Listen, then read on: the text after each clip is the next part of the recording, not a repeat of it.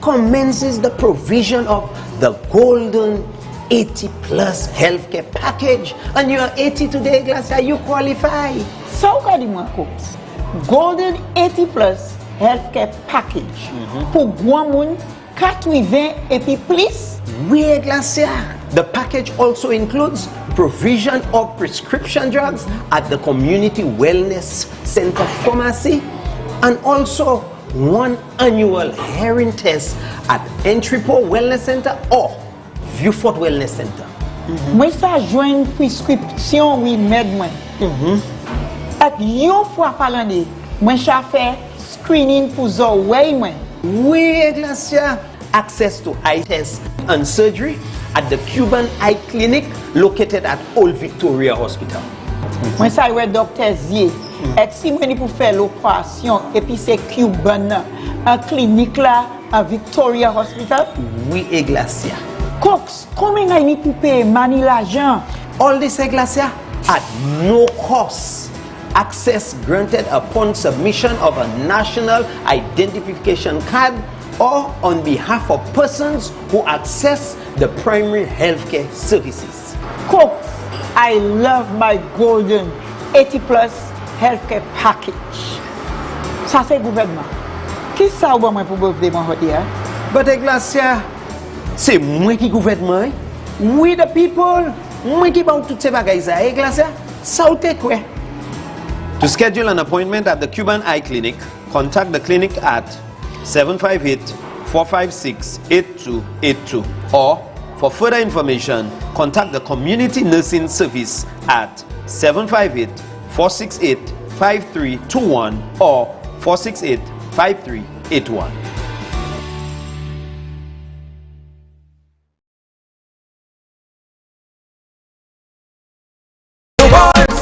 Many young ones behind bars. Too much of violence in the streets. Too many families left scarred. So I beg you, just put down your guns today. Resolve your conflict. Guns don't discriminate.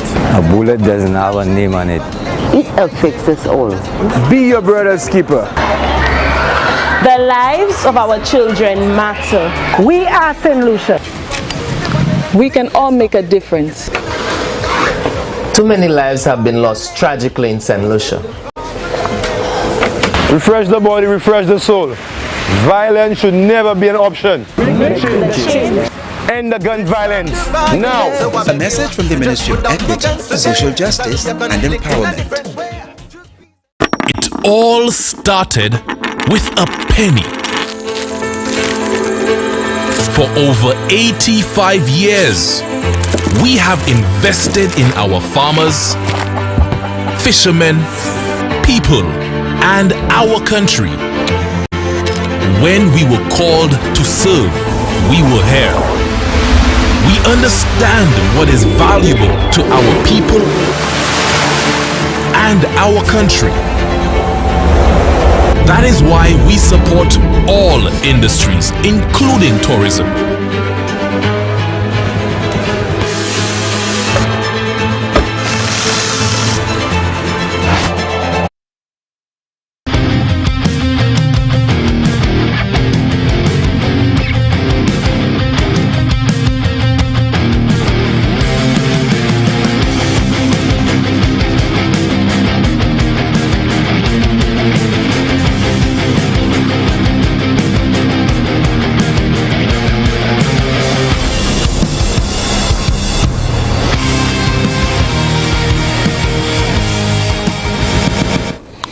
Good evening, folks. Welcome to another episode of the program, Can I Help You?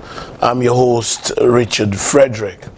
Let me say good night to a couple of people before we get on to a very, very busy schedule for tonight. We have quite a bit to impart with. I want to say a special good night to Miss Pam Saudia. More alive and well, more bon. I would say good night to Jackie and Miss Sidonia of the CDC. Good night to you, Marilyn Girard. Good night to you. Good night. Lulu, I heard you glued to your TV since it was 6:30. Good night to you, Albert Fredges. A pleasant good night to you, my brother. A pleasant good night to you, Rosella and Martina. I understand, Rosella and Martin. Monrose, I understand that you all are here from the UK down in the Republic of Labrie, enjoying yourselves. Teresa Bissett, good night to you. I hope I see you guys before you all go back to England. I want to have at least half a pint with you guys. All right? Today is my nephew's birthday, and it's a young lady's birthday as well. Malira Mangal, could you put up the pictures for me, please? Yes, my troublesome nephew, Dudley. Yeah, this is Dudley. He calls himself Mr. Famous. So Mr. Famous Dudley, Sophia's only child. Good night to you, and I hope you enjoyed your day, my boy. All the best, and enjoy what's left. All right? It's also another birthday. Malira Mangal of Tiroshe Diga Miku. Good night to you. I know you enjoyed your day. I saw all your postings of having your drinks and everything else. So happy birthday, and enjoy whatever is left of the day. All right? Folks, let's get down to business. On Tuesday, we celebrated, or observed rather, another year of independence. And it brought with it, in my view, an opportunity for us as a black race to reflect upon the freedom that we currently enjoy. A freedom that our ancestors have fought for, our ancestors who were considered property of the white colonial masters. They had to fight, and they fought. They were considered assets of those men. But when slavery, Movin Rosary, good night to you, my brother. When slavery was eventually abolished in 1838, we must take note of what was said. When the Abolition of Slavery Act was passed, Murray Frederick, my forever after, good night. Brenda John in the US, good night. When the Abolition of Slavery Act was passed in the United Kingdom in 1838, when that act was passed, they paid slave owners some 20 million pounds. That must be equivalent now to about 200 billion pounds. They were paying them for their assets, which is what our ancestors were considered or referred to as. But having fought and fought, ancestors eventually got their freedom and were freed from the shackles and the bondage of the white colonial masters. And even when slavery was abolished in 1838, as I said in my script, Tigpala me zonglite stilla. There was no more slavery, but the remnants of slavery were still very blatant, still very glaring. Right here in this country, it's only as recent as 1952 that all citizens were finally granted the right to cast a vote. And it was referred to as universal adult suffrage. Before 1952, the sad reality is, and some of you might not believe, you needed to have been a descendant of the colonial masters. You needed to have little or no melanin in your skin. You needed to have owned a plantation to qualify to vote. And now, folks, We all enjoy that right, and we take it for granted. We believe as though it always existed. It came with much fight from our ancestors. And today, it hurts.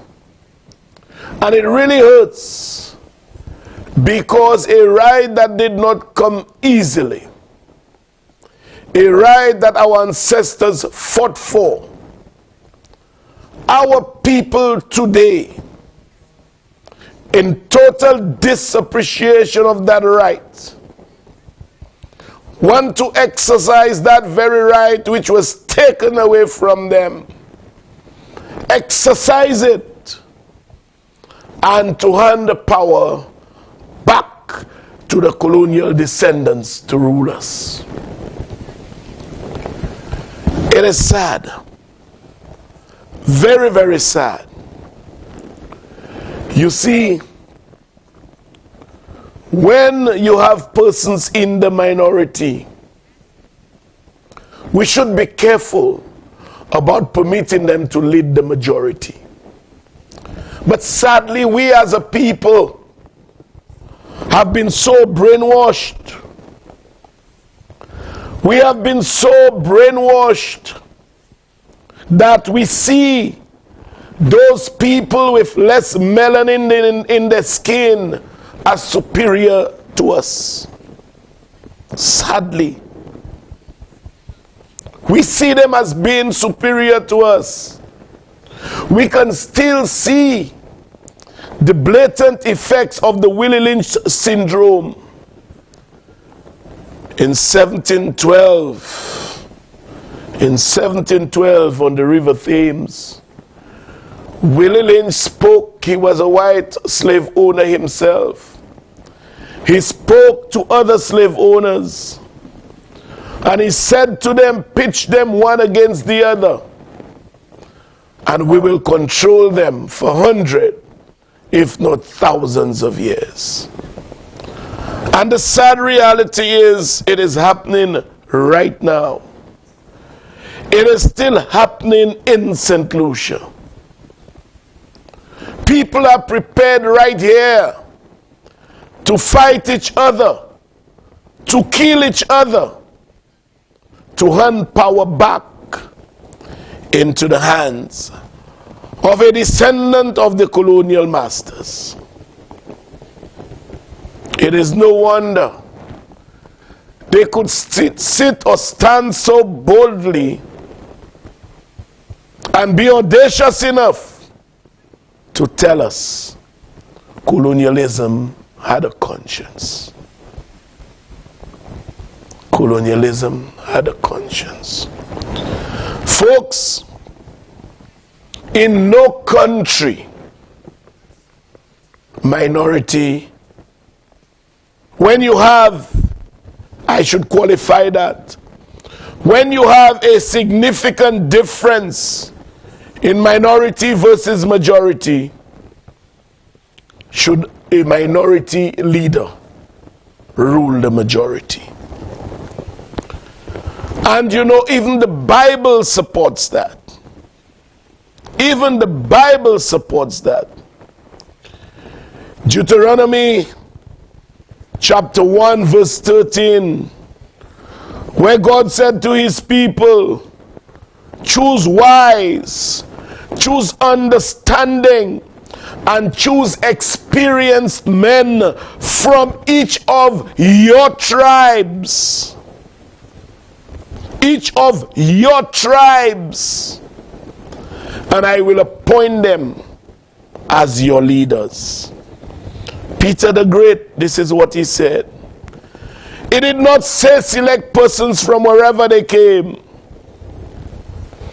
Select your leaders from among yourselves.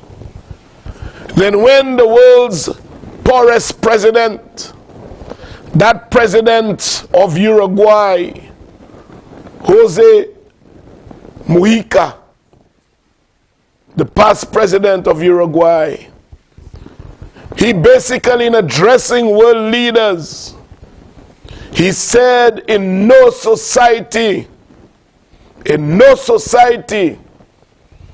should the majority be led by a member of the minority. And folks, we saw the effects of that right here in St. Lucia. What did we see? The programs and policies designed to assist the poorer people of this country, the poorer ones who are in the majority, those were thrown out of the window by one in the minority. The concession was removed on rice, flour, and sugar. The STEP program was stopped. The NICE program was stopped. Funding for the distress fund was stopped. And they were asked to go get insurances for their wooden structures. If that is not a case where the majority suffers at the hands of the minority, I don't know what is. When a man who led this country through the democratic process, I must emphasize, when a man who led this country through the democratic process can tell us that colonialism had a conscience, when that same man has the audacity to say that he lose an election because his class did not support him, what is the underpinning of such an assertion? What are you implying? St. Lucia has classes. It is not from my mouth. It is from his mouth. My class did not support me.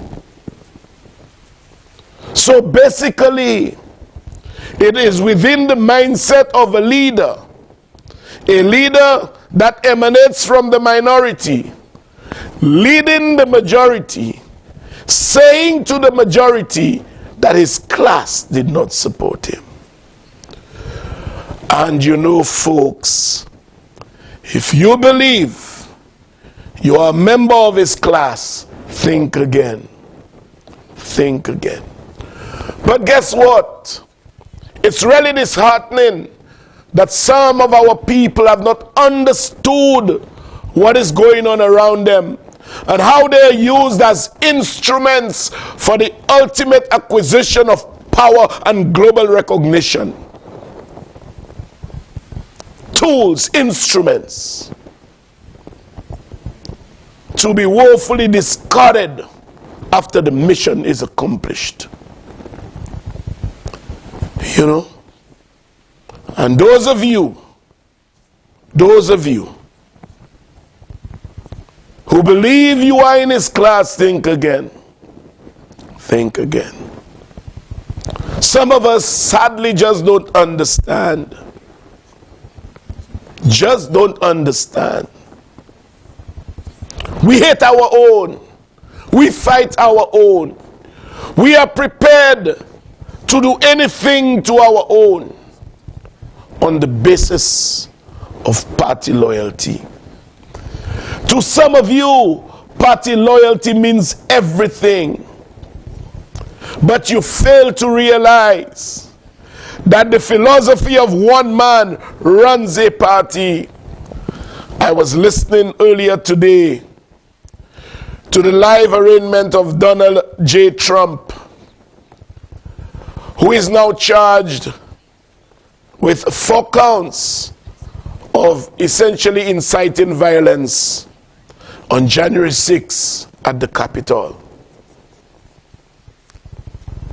And one of the Republicans said that Donald Trump, in a nutshell, I'm paraphrasing here, has coveted the Republican Party, not realizing it is not his property. He said he will remain Republican, but he's bold enough to say that he will not support Donald Trump, and the Republican Party needs to do better. That is what we have to do as a country. That is what we have to do as a country. I mean, I listened to a tape of a guy from the Valley. You will hate in a bit. You know, discounting Philip J. Pierre. And I'll be coming to him a little later, because I believe this entire country owes Philip Joseph Pierre a debt of gratitude. Okay? We owe him that. But I'll come to that later. But I want to remind viewers of not me saying it, but a man who led this country saying that colonialism had a conscience. Let me remind you first.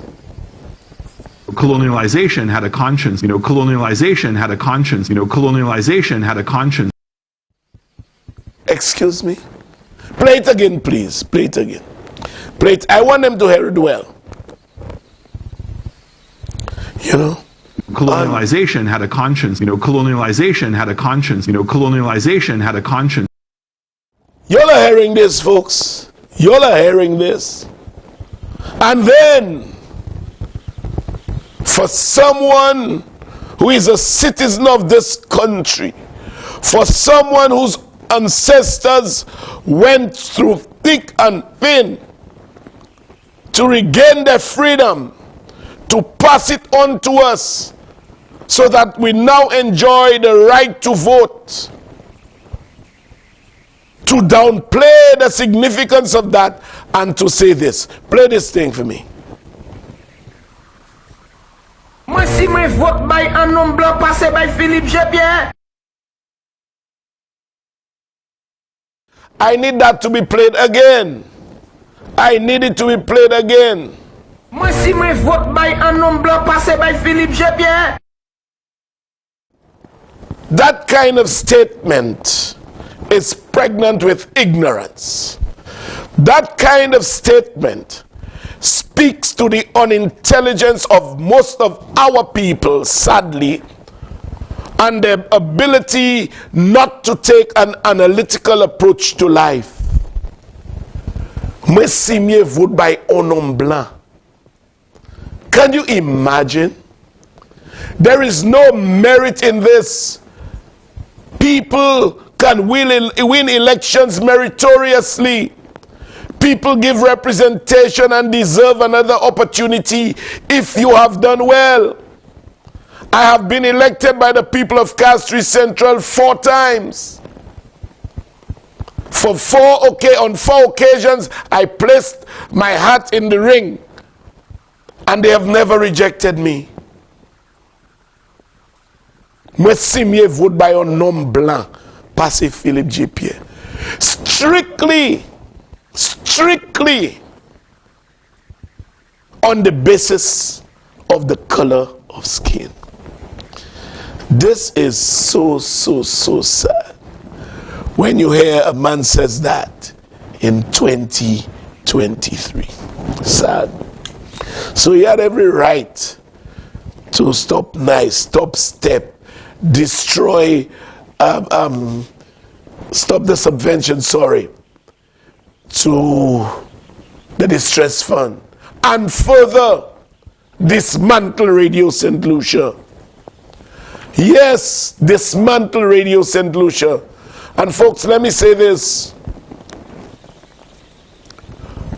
and that in my view was so symbolic, that on Emancipation Day, Tuesday, whilst we are celebrating the recognition of our freedom from slavery, there was a test run by the government of Radio St. Lucia. Because this government is hell-bent on reopening Radio St. Lucia. So we are trying our best, folks, to rebuild a lot of the things that were demolished, a lot of the things that were destroyed, or a lot of the things they attempted to destroy. And sadly, this leads me to the unfortunate utterance by Peter Josie. Folks, I've said before that I had every regard for Peter Josie. Every regard. In my younger days, I admired and respected Peter Josie. My deceased mother, who raised 11 of us, raised us all from the proceeds of her banana sales. My mother was a farmer. She spent her entire life farming.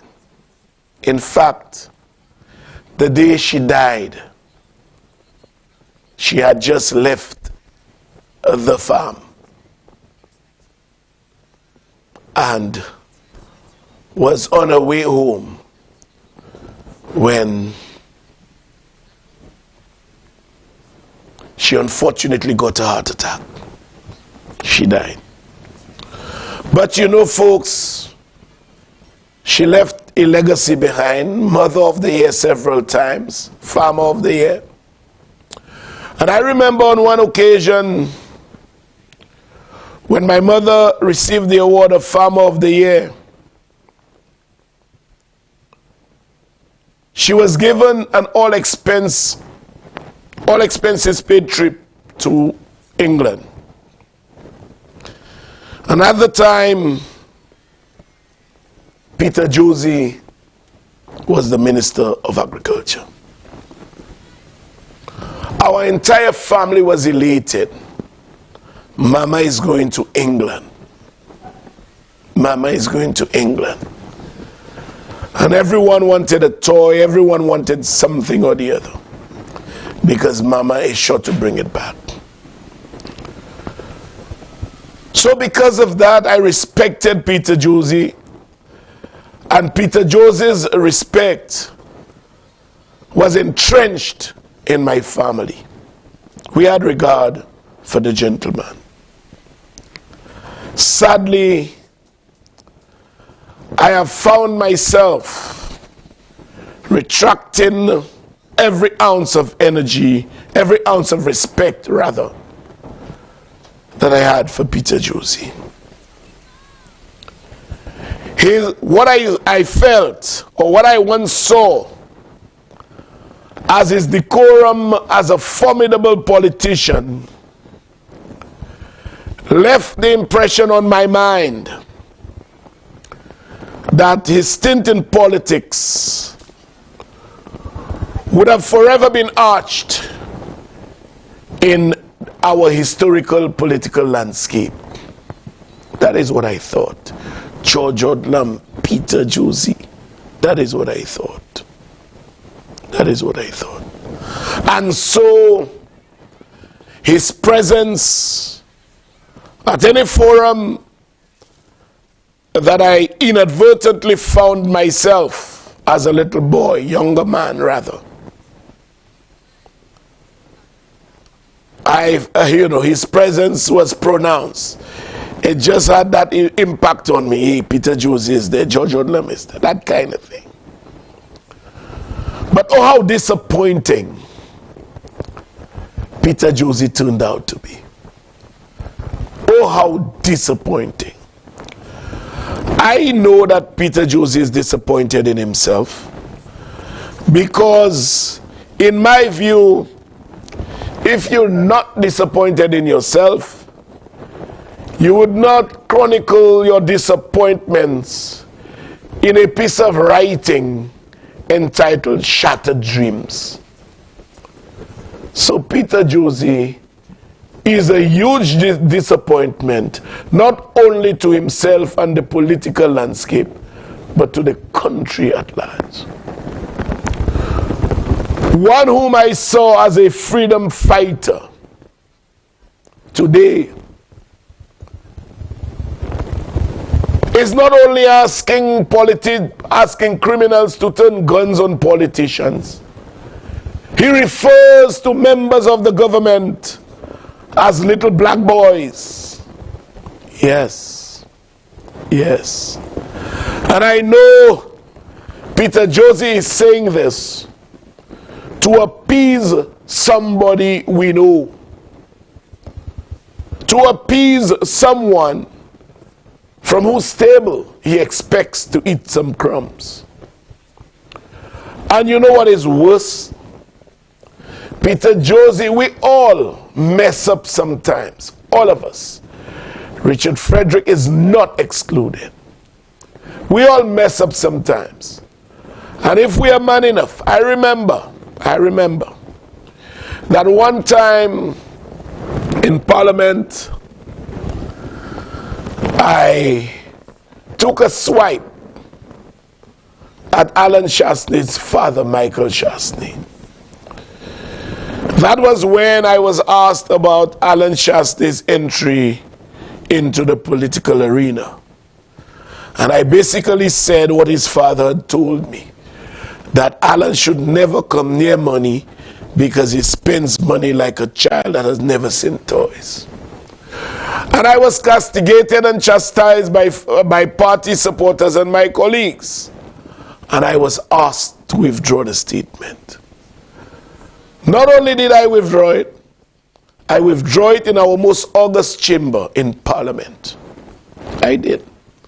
Because I felt at that time Michael Shastney was not in politics and I had done him an injustice. So when we mess up, we must understand that it should be within what the acceptable norm to apologize. Josie said he makes no apology, none at all, and refers to us as little black boys. Let's take a listen. And I make no apology for what I said the other day. As a matter of fact, I have friends who have called me from the United States, Virgin Islands, from the US mainland, from different places, St. Lucia, etc. And one or two of them said to me, Mr. Josie, I support you 100%. The only thing I would have said, one of the byproducts of what I said deliberately was that they would give Alan Shastney a damn break. Give the man a break. It's 6 years you're all in his backside, morning, noon, and night. Shastney. And that's just a cover-up for your inferiority complex, you little black boys, as you call yourselves. Right? Give Alan Shastney a break. St. Lucia, we need to get angry. I just want to call on one of our senior veteran politicians, Mr. Peter Josie. My statement is this. What I want to say is I'm so happy I'm not active in politics. You know why? Because if I was, I would have tried to mobilize Vieux-Fort and make sure that no politician of the Labour Party could ever visit Vieux-Fort. None of them. And all the killings you see that is happening in Vieux-Fort, every time I hear a young Vieux-Fortian kill another, I wish somebody, if not me, could mobilize the young people of Vieux-Fort so they don't kill each other, but I would tell them where the shooting should be. That is all I want to say. Because I tell you something, some people you talk and talk and talk, you can speak from now to eternity, nobody listens to you. The day you confront them with some ammunition or something and their life is in danger, that is the day you get your respect. You know, folks, what hurts about this is that while Josie is inciting violence,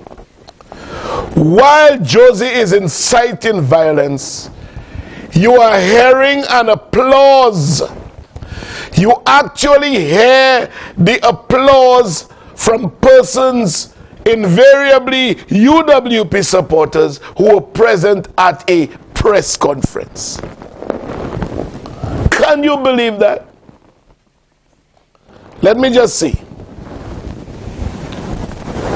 And you know, as Kenny Anthony said, on Sunday in Passias. No further evidence is needed for Josie to be arrested and charged for inciting violence. That tape is enough. That tape is enough. And whoever has to do what they have to do can act on that. Let me say a special good night to Miss Madry. Miss Madry, good night to you. Sebastiana Charles, good night. Rufus and Beverly Andre, good night. Pages in New York, good night. I understood I have some loyal listeners in New York. Well, that I know, but two others, Annette and Paula, good night to you. Owen Alcindor on Eastern Parkway, good night to you. Anson Maxwell, you must be somewhere there. Bernard Haynes, you must be there. Frances, my sister. Bia, my sister. Sophia, my sister, all in New York, good night. Pages, good night. The Sewax in Forestier, good night to all of you. All of the Sewax in Forestier is special good night to you guys. Petra and Danny again in New York, good night to you guys. You know, I was about saying something, but I kind of withheld it. Yes, folks. Now, you know, all of a sudden,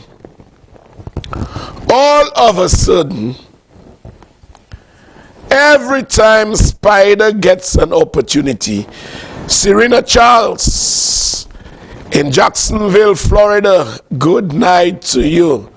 Good night, bro, watching from St. Thomas.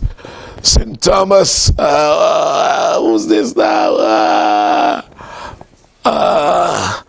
Okay, I can't place them. Send me your name again, please. Okay. All of a sudden, folks, every time Spider gets an opportunity, he takes jabs at me. But, you know, I've always told them, I hold a lot in my archives. I keep a lot back. I never say everything I want to say. I remember saying, somebody from Houston, Texas, Teresa Donai, good night to you. Dudu Darling Myro, good night. Tara Esba in New York, good night to you. I remember disclosing that Banco St. Lucia closed my account. I permitted the Jackalacks to take it, run with it, do what they want with it. But I never told them I had two accounts that they closed one and one was left open. And they made all kinds of accusations. But I did not tell them. Like I said, I still have an account there. So I always hold some things back. Now on Sunday, I got no less than 20 calls. Spider on your back, Spider on your back, Spider on your back. Folks, I am very well aware. Fortunata Gittins, good night. I am aware that the UWP had a meeting. And their strategy is attack Richard Frederick. They said attack Richard Frederick. Anela from Brooklyn, good night. Attack him, because if we put him down, 3/4 of our victory would have been won. So attack Richard Frederick. And so it has been very, very persistent, to the point, and I'll show it to you in a bit, you all will see it when we get to that, to the point where CAPS have Richard Frederick as their display pic. That is how bad the obsession is. They have me as their display pic, and I'm not only telling you, I will show you in a while. So I've told them that Richard Frederick has a forum. Richard Frederick can take, but he can give. And Richard Frederick never says everything one time. Last time they accused me of stealing $30,000, and how many of us shared? 4 of us. Now I see another article, what work was done for $67,000. Hello. Si mwen vle vole, na iti so bay. Di mwen vole comme $1 million, eh? Bon, you all know the one with the millions and millions and the Pajot letter. Go and look for 100 and something million. C'est ça na vole. Maka vole. Maka vole. Desmond, call him a good night to you. Maka vole ti l'argent. 30,000, 60,000. And you know, they put out all the articles. All the articles. You know, saying that a guy in my ministry bought a new vehicle. And most times things I know absolutely nothing about. Things I know nothing about. I tell you already.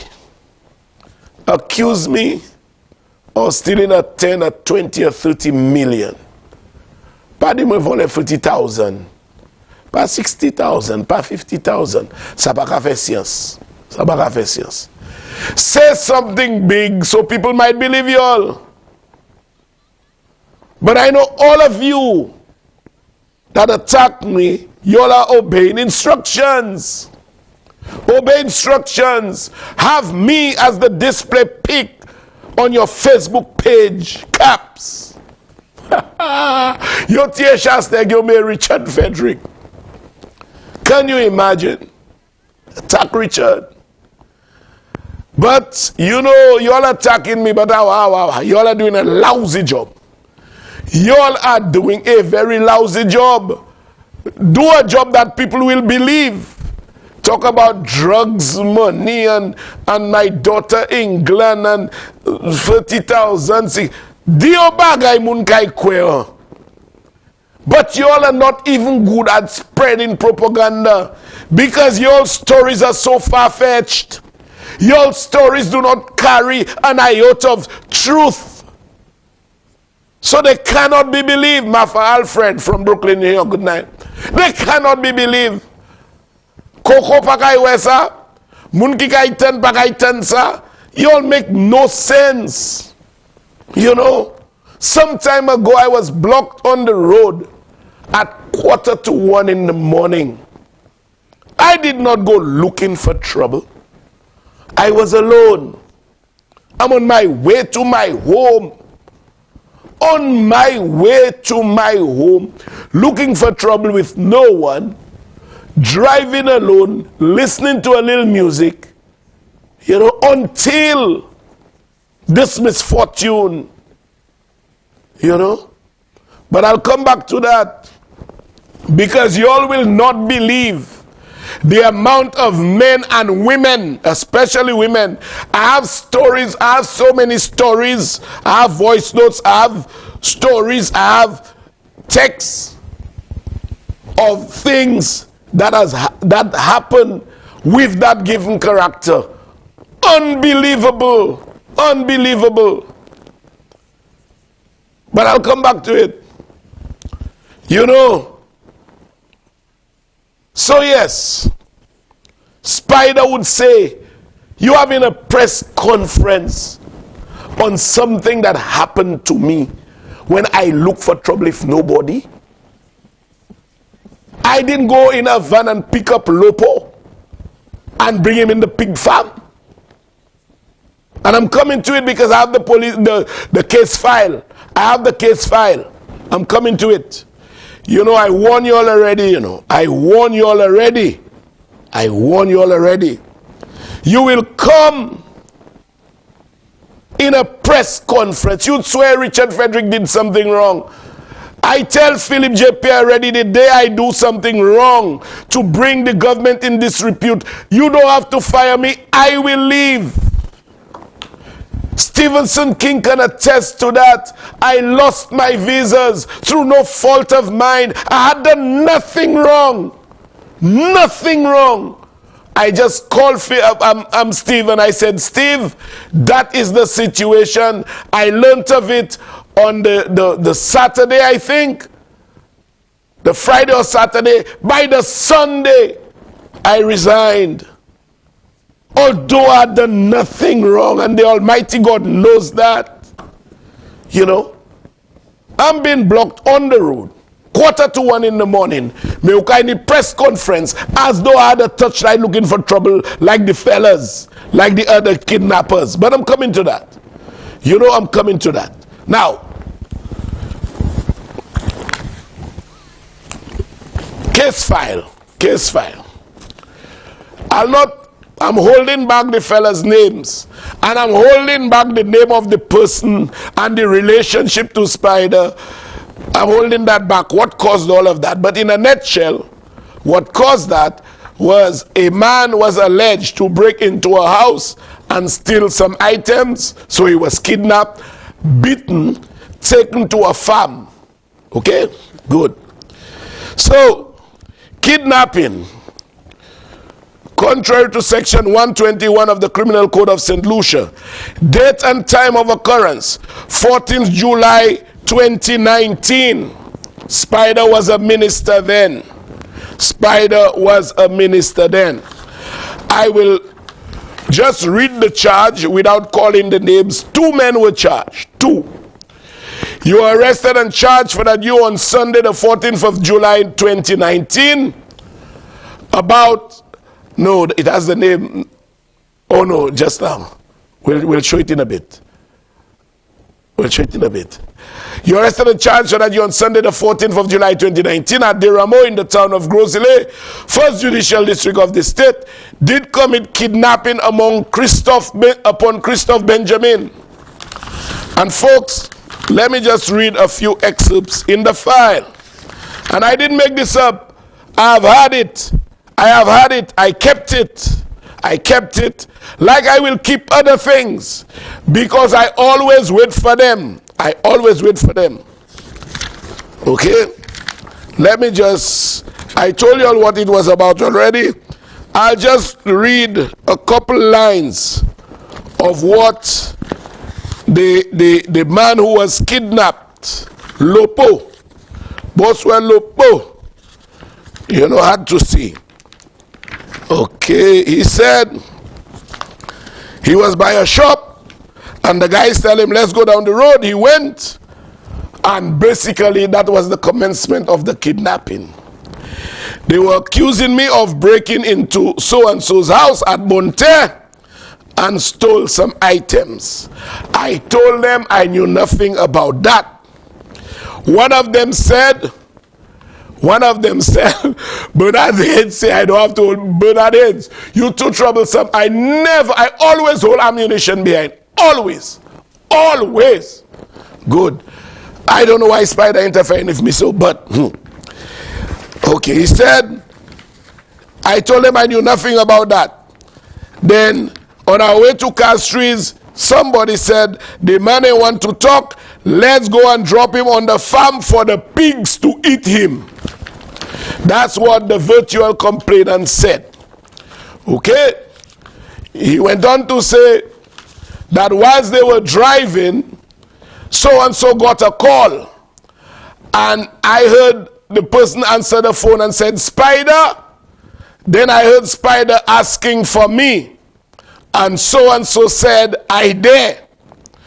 When we arrived at the farm, it was about 7:15 p.m. I stayed on the farm for about 4 hours. I was in a lot of pain because they had beaten me a lot.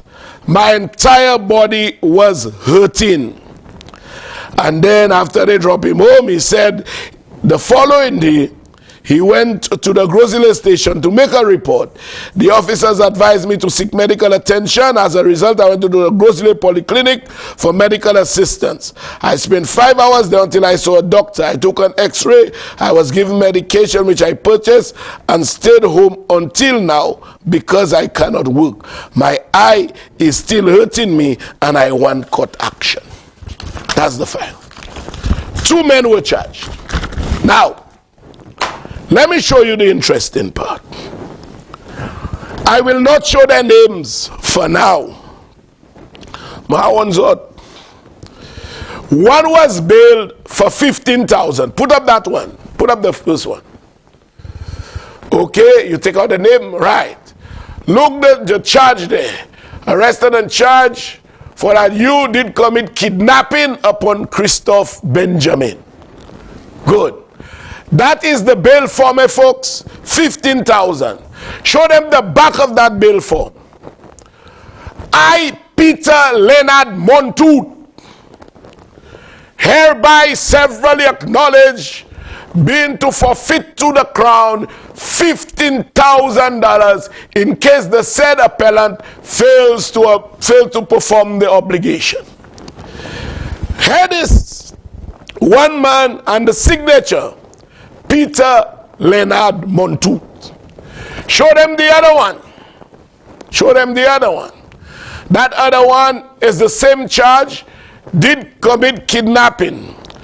Turn around and show them the back. Good. I, Peter Leonard Montoute, hereby severally acknowledge being to forfeit to the crown $10,000. $10,000 signed Peter Leonard Montoute. So folks, it is a fact that Spider, and guess what? I spent 5 years in a cabinet with Spider. I never know his name was Peter. Ma jamais savent no Spider te Peter. Peter. Mais pas me Spider lesa. Because moi savais show no ipu Spider. Okay? I know he changed his name to Spider. But ma we Spider la, ma we Peter. But I'll tell you all this. Spider paid $25,000 in cash to bail the two gentlemen. You all hear me? But they interfere with me. I warn you. Those are places I don't need to go. And I'm holding a lot back. I am holding back. Peter Leonard Montoute, $25,000 bail. Calling those persons who had done the kidnapping whilst they have the man they kidnapped in the company. Where is he? He's there, sir.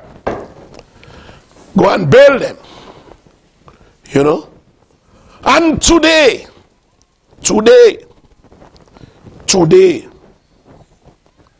guess who is the moral yardstick by which we should measure conduct?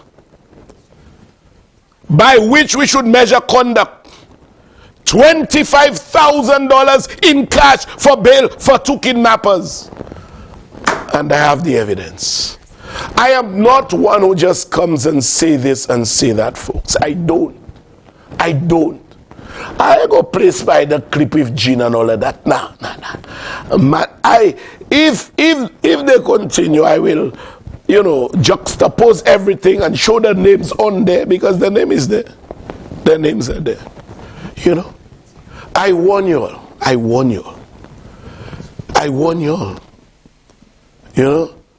And the worst thing, folks, I try to hold back, I try, but they keep provoking me. In fact, today, I saw an article by Jason Sifley, The Persecution of Richard Frederick. Some of the contents I may not agree with. But the caption, the caption is applicable. The persecution of Richard Frederick. And those are the people who have the audacity to go on a platform and call people criminals. They are the people who call people corrupt. They are the very ones having endorsed violence will say other people are endorsing violence. Y'all don't have skeletons. Y'all have cemeteries. Be careful. I warn y'all. Be careful. Be careful. I know some of the information might hurt Spider's immediate family circle. And I'm staying away, but I'm being very patient. At some point, the chips will have to fall where they may. The chips will have to fall where they may. Be careful, be careful, be careful. All right? Good. Now, folks, I want to visit the events of yesterday and today, both of which have historical significance, and both of which the Jackalacks are about. But I want to speak firstly about the attacks on civil servants and some of the information that came my way. I've always been told and tend to believe, and every political school of thought, every piece of writing, political writing that is, you will see, Nadia boys, good night to you. You will see, or you will be told, that an opposition must behave like a government in waiting. And I want to repeat this. I've said it before, I want to say it again. There is absolutely nothing wrong with the demand for accountability and transparency. There is nothing wrong with that. There is nothing wrong with holding politicians fit to the fire insofar as policy and good governance is concerned. But when it has been reduced to personal attacks, day in, day out, accusations without merit, lies and lies and more lies, Mustin Boswell. Imagine yesterday my father-in-law told me, an Aaron TX695, good night. They send me some crap circulating in a taxi group. Nonsense. Nonsense alone. Nonsense alone.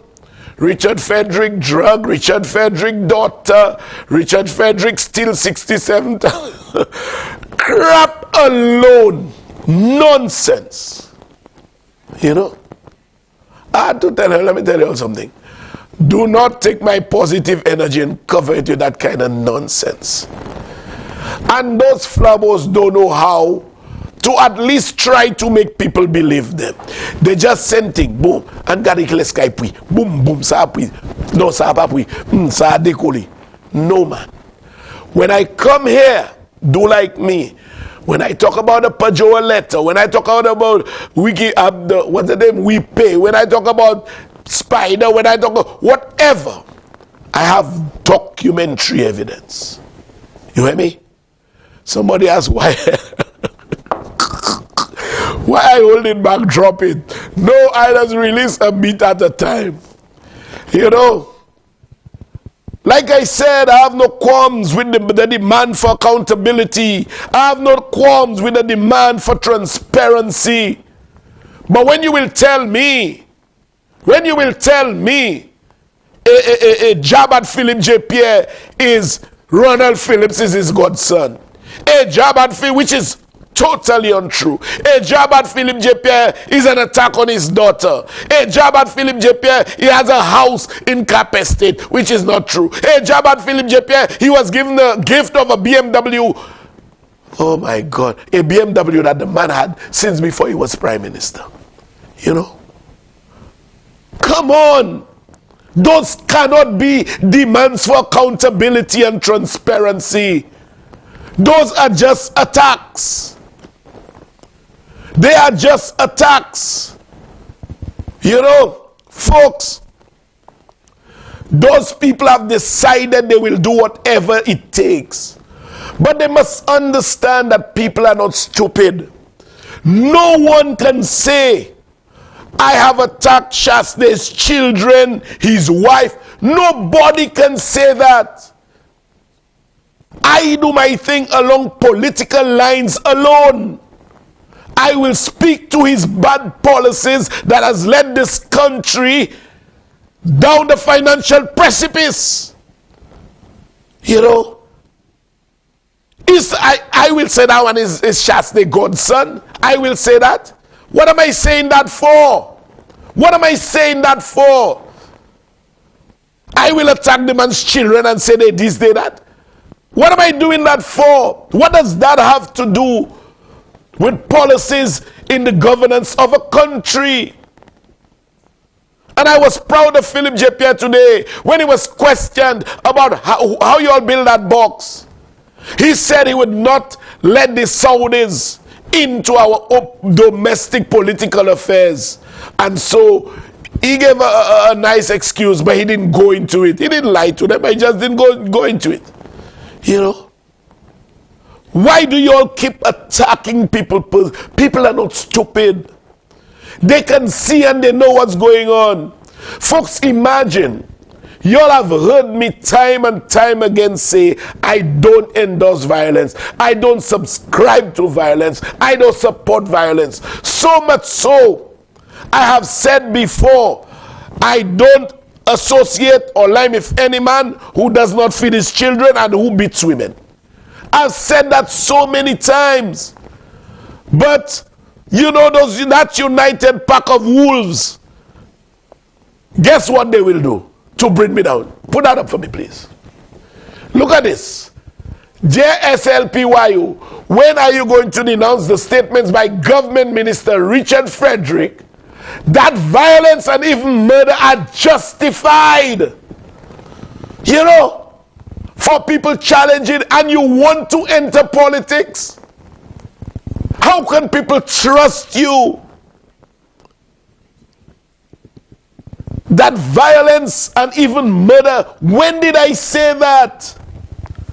When did I say that? Where did I say that? You know, how can that be anything about holding accountable? I can remember you, I can remember you, I can remember you. How can that be holding anybody accountable? What place that does have in our politics? Folks, stay tuned. We're going for a break. We'll be right back.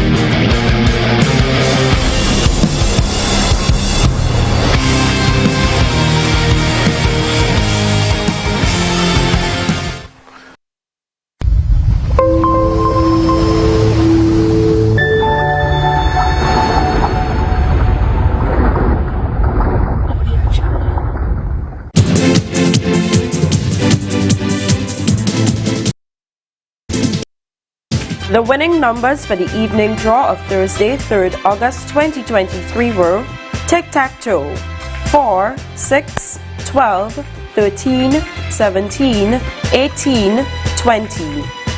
Big 4, 6, 4, 2, 4. Big for multi-X, 3X. Pick 2, 0, 1. Pick 2 multi-X, 2X. 1 off, 8, 0, 4. Lucky 3, 6, 7, 7. Lucky 3 multi-X, 2X.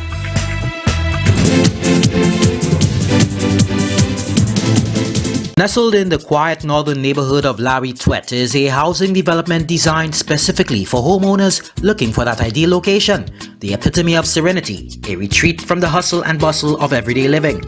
Our homes cater to the specific needs of you, the modern homeowner: style, comfort, space, and above all, privacy. Want to experience scenic, breathtaking mountain views, postcard garden sunsets, balconies overlooking well-manicured gardens, and large yard and parking space? Visit us today.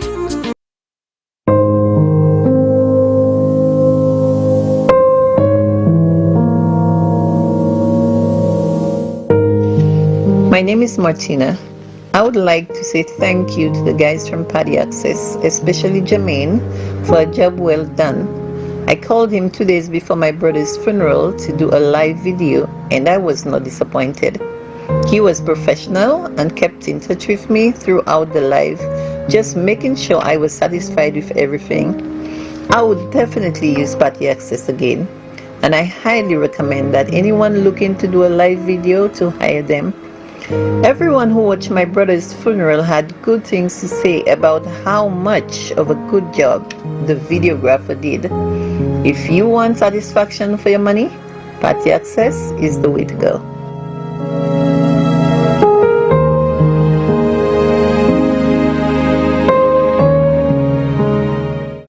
McDowell's Supplements, an effective way to ensure you and your loved ones are getting the daily recommended intake of essential vitamins, minerals, and other important nutrients necessary for optimal health. Naturally, we carry an array of health and wellness supplements. McDowell's Immune Booster enhances your body's defense to fight colds and flu, boosts your immune system, prevents viruses and other airborne diseases. McDowell's Colon Cleanser prevents constipation, helps in removing toxins from the colon, detoxifies the body, and regulates your bowel movements. McDowell's Prostate Health prevent the enlargement of the prostate, improve urinary flow, and reduce frequent urination, especially at night. Moringa oleifera capsules are rich in minerals like calcium, potassium, zinc, magnesium, iron, and copper, vitamins like beta-carotene, vitamin A, vitamin B such as folic acid, vitamin C, D, and E. McDowell's Potassium Complex, used for treating and preventing low potassium levels, high blood pressure, preventing stroke, and aid in weight loss. McDowell's Triple Magnesium relaxes the muscles, relieves cramps and helps to control high blood pressure, improves sleep, and can calm the nerves. Magnesium is very important for the normal functioning of cells, nerves, muscles, bones, and the heart. McDowell's Ginger Turmeric helps to relieve pain, decrease nausea and enhance the immune function to help protect against illness and infection. Ginger turmeric has powerful anti-inflammatory properties and improves your circulation. Don't hold health back. Let health strike back. McDowell's, the better way to start your health. Visit Health Service Center, John Compton Highway, call 453-6417. Let your wellness be our stress. Advertising doesn't have to be complicated. MBC TV and Real FM combination is a proven way to advertise your products and services in St. Lucia and across the region. That's great. We provide television. This is NBC Prime. Radio and social media advertising. Yo, we are Real FM. Which effectively gets your message to clients and customers throughout the region and beyond. MBC TV and Real FM is today's best option in advertising. Call us today at 758-453-7458 or 758-286-6565.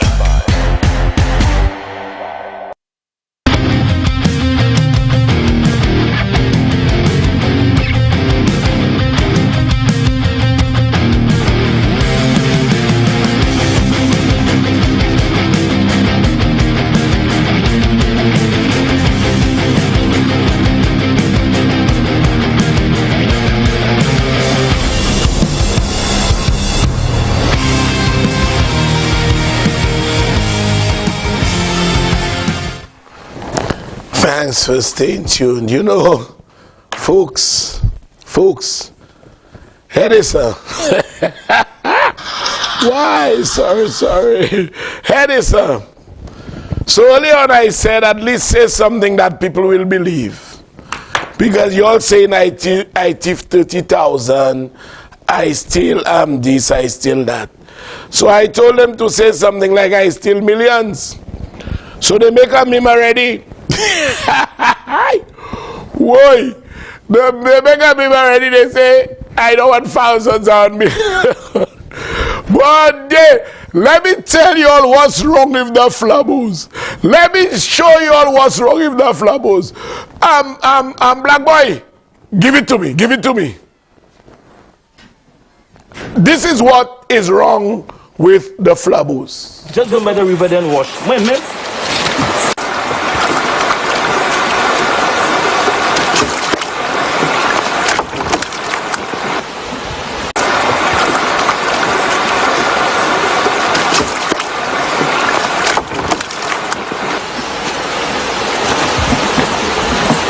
C'est fait bon en washi. C'est fait bon en washi. C'est fait bon en washi. C'est fait. Why? Let me just tell you all this, Flabo. Richard Frederick is worth millions of dollars, okay? Whether you like it or not, is worth millions of dollars. So your so-called $1,000, $30,000, $20,000 have harvesters. Okay? Let me say good night to a couple people. Hayden Thomas, good night to you, good night. Look, they tell you play that again. Play it again, play it again. Whoa, say Flabo, say Flabo, play it again, play it again, play it again. Just go by the river then wash. Man.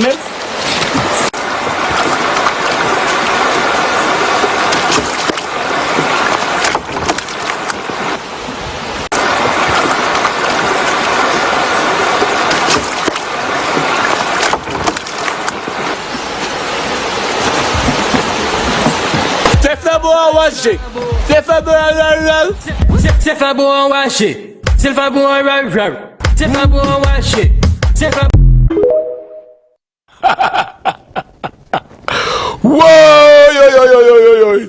You know I'm ahead of you all by 20 years in terms of in terms of everything. So Hayden Thomas, good night to you. Good night, good night, good night. Petra Edmond, good night to you. Tamara Barrow, a special good night. Martin Philogen, good night to you. Mikey Henry, I can't read your message in its entirety, but I sure see big you up and somebody else. I'll check it later, Mikey. I will check it later. Lucian Trini, Bossware. Approx. Folks, my birthday is on Sunday. Approx is next Sunday. Nikki, I'm the 6th. Nikki is the 9th. Dax is the 11th. Booper is the 13th. Oh Lord. Approx, happy birthday in advance. Dimash Meadow, Juan Mekome Yanukapo, boy Approx. Whatever time. Fosse, Pasho. Skinny. Yeah, man, thanks for the chicken. And Skinny, next time, make sure the chicken comes within the break. You know, as I come back on the chicken, Skinny, bring the chicken. Skinny, bring the chicken when I'm off here.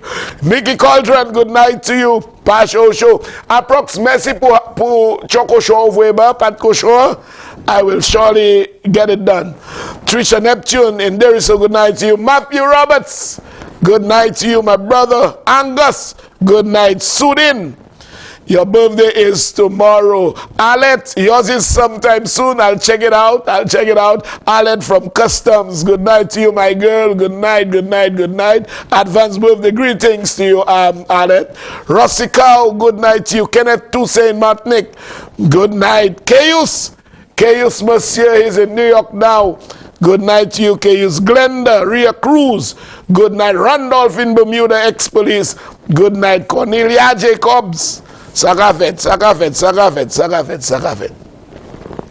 So yes, folks, yes.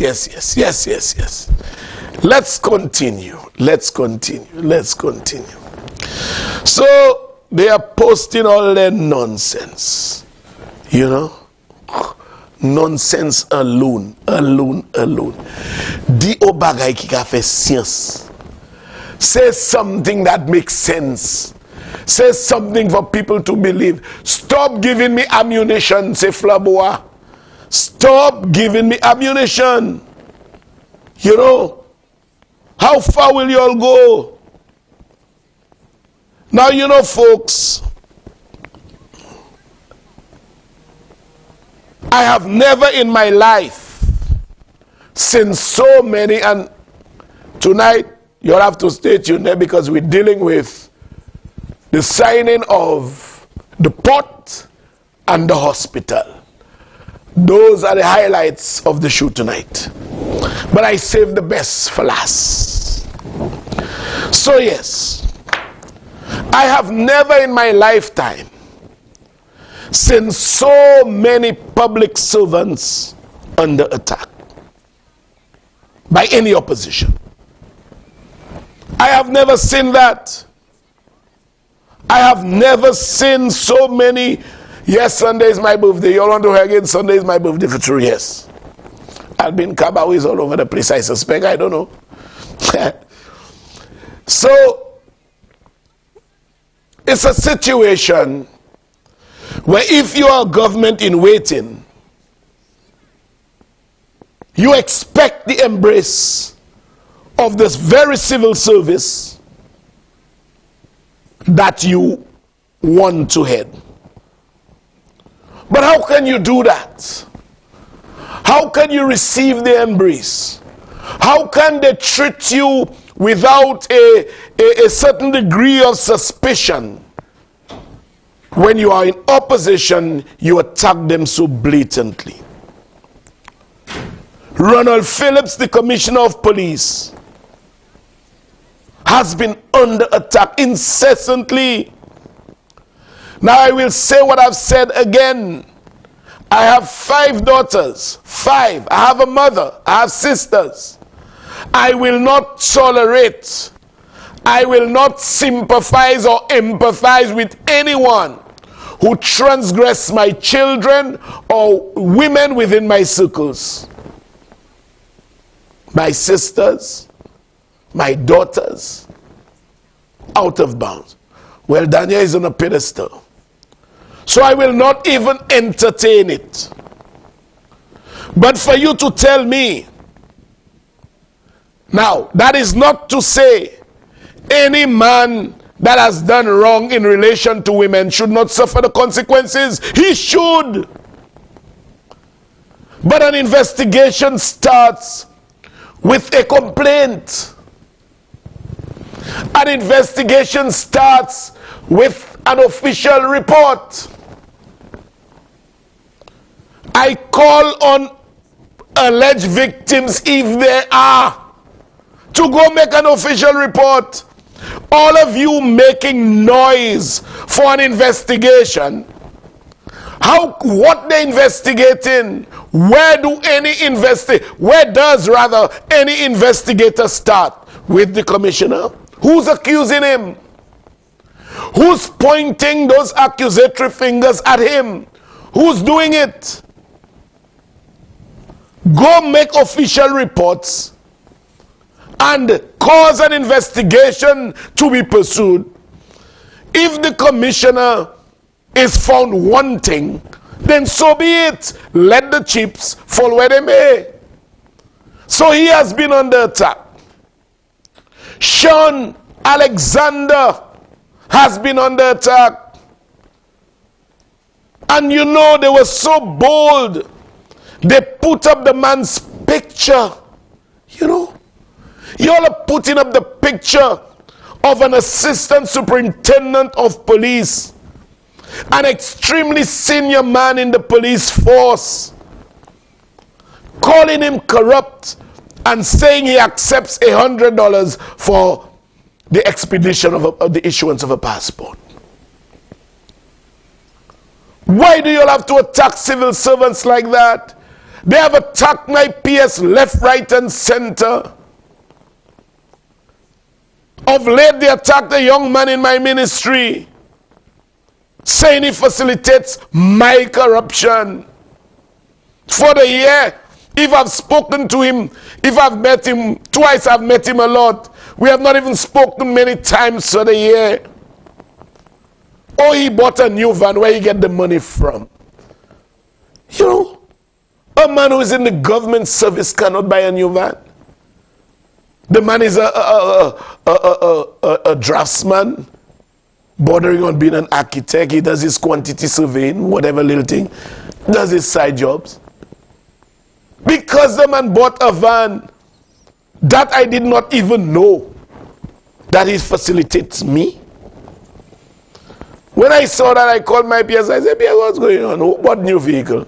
Mr. Minister, since you assume office, 5 members of the ministry have bought new vehicles. 5. But they pinpoint him, poor man. They pinpoint him and ask, where does he get the money to buy a vehicle? You know, and I don't know anything about that. I don't descend to that level. That is not what I'm there for.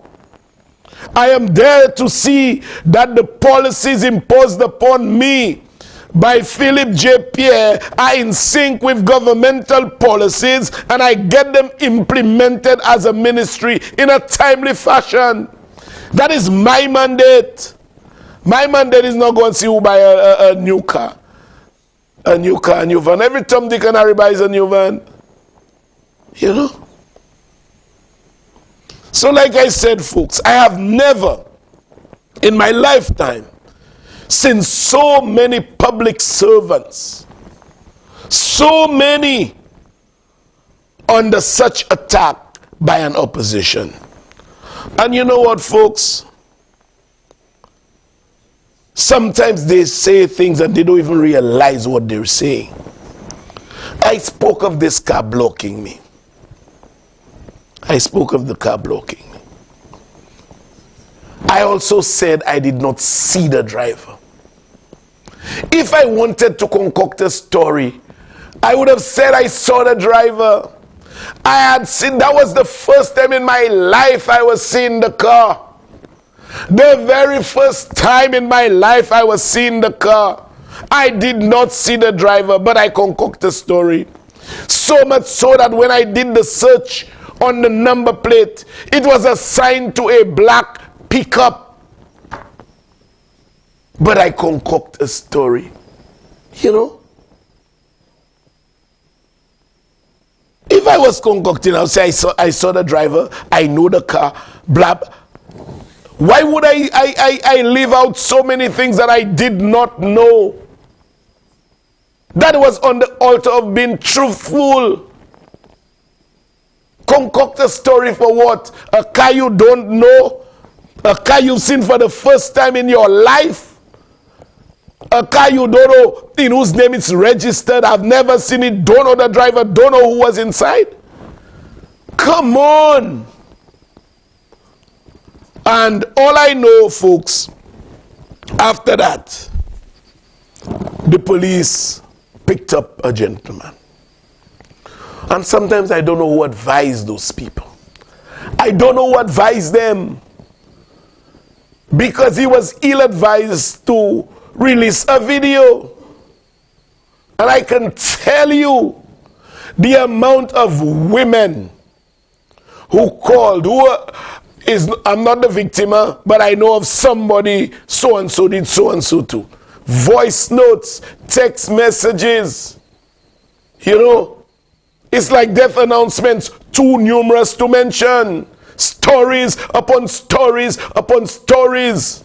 Simply unbelievable. I get to know things I never knew before. Simply unbelievable. You see, folks, wrong is wrong and right is right. Wrong, right and wrong should never be construed in a manner that shows loyalty to who the players are. Objectivity must prevail. Having press conference on me going at my home, having press conference on me when somebody blocked me, unbelievable. And I'll say this, even my sister Lydia, sometimes I just get vexed with her. She chastises and castigates me if she believes I go off track. When she does so and I get vexed, when I'm doing my own introspection, I know she has my well-being and my interests at heart. So even if, you know, the Prime Minister has something saying, who Philip J. Pierre said, by last time, the PM has something saying, say, okay, you're in an audience and you see somebody who didn't want you elected and they did this and they did that and they did the other. And you have to say something nice to them. You say it, you swallow your spit. You know, so sometimes, even when my sister scolds me, I tell myself it's in my interest. I accept it. You know? I accept it. I remember when my daughter Regina was born. Young police officer stopped in Dennery. I had my car then. Stopped in Dennery. There was Dennery Day. Got home about 2 o'clock in the morning. My mother gave me a big cuff in my back. I was armed at the time. When I saw it was my mother, I just started crying. I said, Mom, but you don't have to hit me so hard. And and Sophia, I asked her to come to the hospital with me. We drove to St. Jude. It was about 3 o'clock in the morning by then. I got back home. And by 6, I was told I have a daughter. She's now Dr. Regina Bissett. So I couldn't have told my mother I was right to come in so late when I know I have a woman pregnant. I accepted her correction with grace. But I told her, Mom, you should not hit me so hard. That was all I did. That was all I did. Because I will never raise my hands on any of my parents. And like I said, right is right, wrong is wrong. We need to stop politicizing every issue and stop making right the wrongdoing of anyone on the altar of party loyalty. If you are my friend and I do something wrong, tell me. That always corrects me. And sometimes I accept it in good stead. Sometimes he misconstrues and tell him, no, it wasn't meant so, it was so. You know, that is how you grow and learn as a person. That is how you grow and learn as a person. But when everything you do is right, at some point, when the police put you in cuffs, you will not have the opportunity to make right what you could have made right long ago. You know? And only on Tuesday, apart from all the messages I got from different women about this gentleman, on Tuesday, the holiday, I met Egbert Lucien. He told me feel free to speak about it, and he can even call me if I want. I met Egbert Lucien, and Egbert Lucien said to me, Richard Frederick, I've been trying to call you. I said, why? He said the same gentleman, I'm calling no names, did me the same thing some years ago. I said, you lie. He said, yes, he did me the same thing years ago. But he said he came out of his vehicle and the gentleman came out of his vehicle as well. He said he had no previous altercations with the gentleman. So he asked the man, you want to kill me? And he told me they were actually in a fight. He told me they actually fought and the police were called. Guess what? He said after things cool out, the gentleman left and he, Egbert Lucien, could not get the keys for his car. He could not get the keys for his car.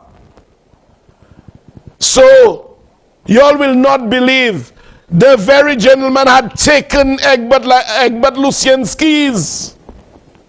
When he could not get the keys, the police accompanied him. Well, he accompanied the police rather. They went on the police vehicle to the gentleman's house. And lo and behold, the gentleman handed the police the keys. You know? The police eventually charged him. But the matter went to mediation and was done. Folks, the amount of voice notes I can play, and people are willing. I saw one where a lady said, she stood up and she said what she said. They're not afraid because they know they are speaking the truth. So this is not the first time. This is not the first time, and it will not be the last. Egbert Lucien, Mayor of Gros-Islet, give me a very short call. I can't entertain you for too long, but give me a call if you're listening. I know you're listening. You know, those are things that people experience, and all of a sudden I concoct a story. I, Richard Frederick, concoct a story when I cannot even name the driver. It was the police who did the investigations. I cannot ever say that the driver was so and so. I cannot ever say how many people were in the car. But certainly Egbert Lucien gave me a story that was just like mine. So folks, there are loads and loads of episodes. And I'm saying this for the jackalacks to understand. I will not concoct a story about anybody. No, I will not. Egbert, call me on my phone. I rather suspect he's calling on the... Call me on my phone. I'll take your call. You can call on my phone if you're the one calling. You know, why would I concoct a story about anybody? For what? Folks, we pay for those things, you know. We pay for our sins. We pay for the wrong that we do to others right here on this earth. And I've always told people, when that man don't like you, I say, look, I don't care about who don't like me. All I know is I've run 4 elections, I win all 4. It means more like me than hate me. As easy as that. And I'm very dismissive because I don't let the negative energy, assail me. You know? But it is sad. It is sad. Constance Alexander, good night. Now, folks, yesterday we signed an agreement to develop podcast trees. I'm very excited about that. To build a facility at Banan and to develop the port in Soufrière. And as usual, Bebe, good night. Boy, Bebe was so happy today. Hey, Bebe, I'm coming to you. Bebe is a man. Bebe has his sports so close to his heart. It's unbelievable. When we signed that agreement today, and basically it includes refurbishment of the stadium, Bebe went, yes, finally our sportsmen and women will get the stadium. So Bebe, I know how you feel.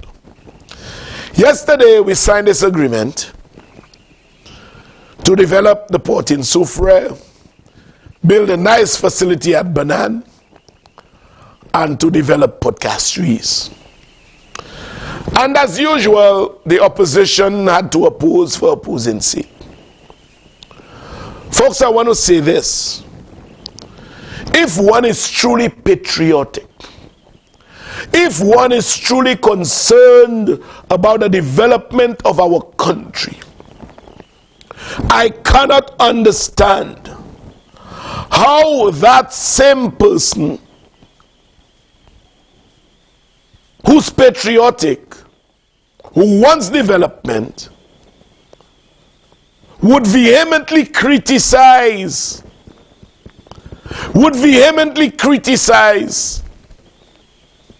attempts to develop the country. Why? Why? Why? You know, when... No, I can't take the call now. Tell him I'll call... Okay. Tell him I'll give him a quick minute. I'll give him a quick minute. Yeah, Calix, I don't normally take calls like that because... but tell me very quickly, Calix.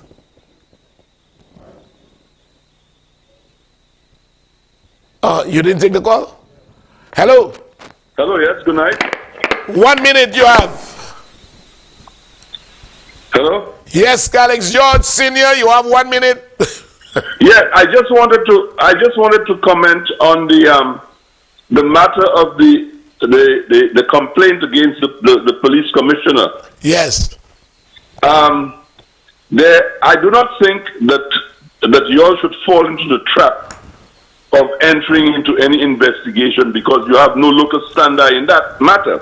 But Calix, more than that, an investigation cannot be pursued because you don't have any official complaint. Full stop. Exactly. Well, that's what I'm coming to. What I'm coming to is the fact that there are standard procedures.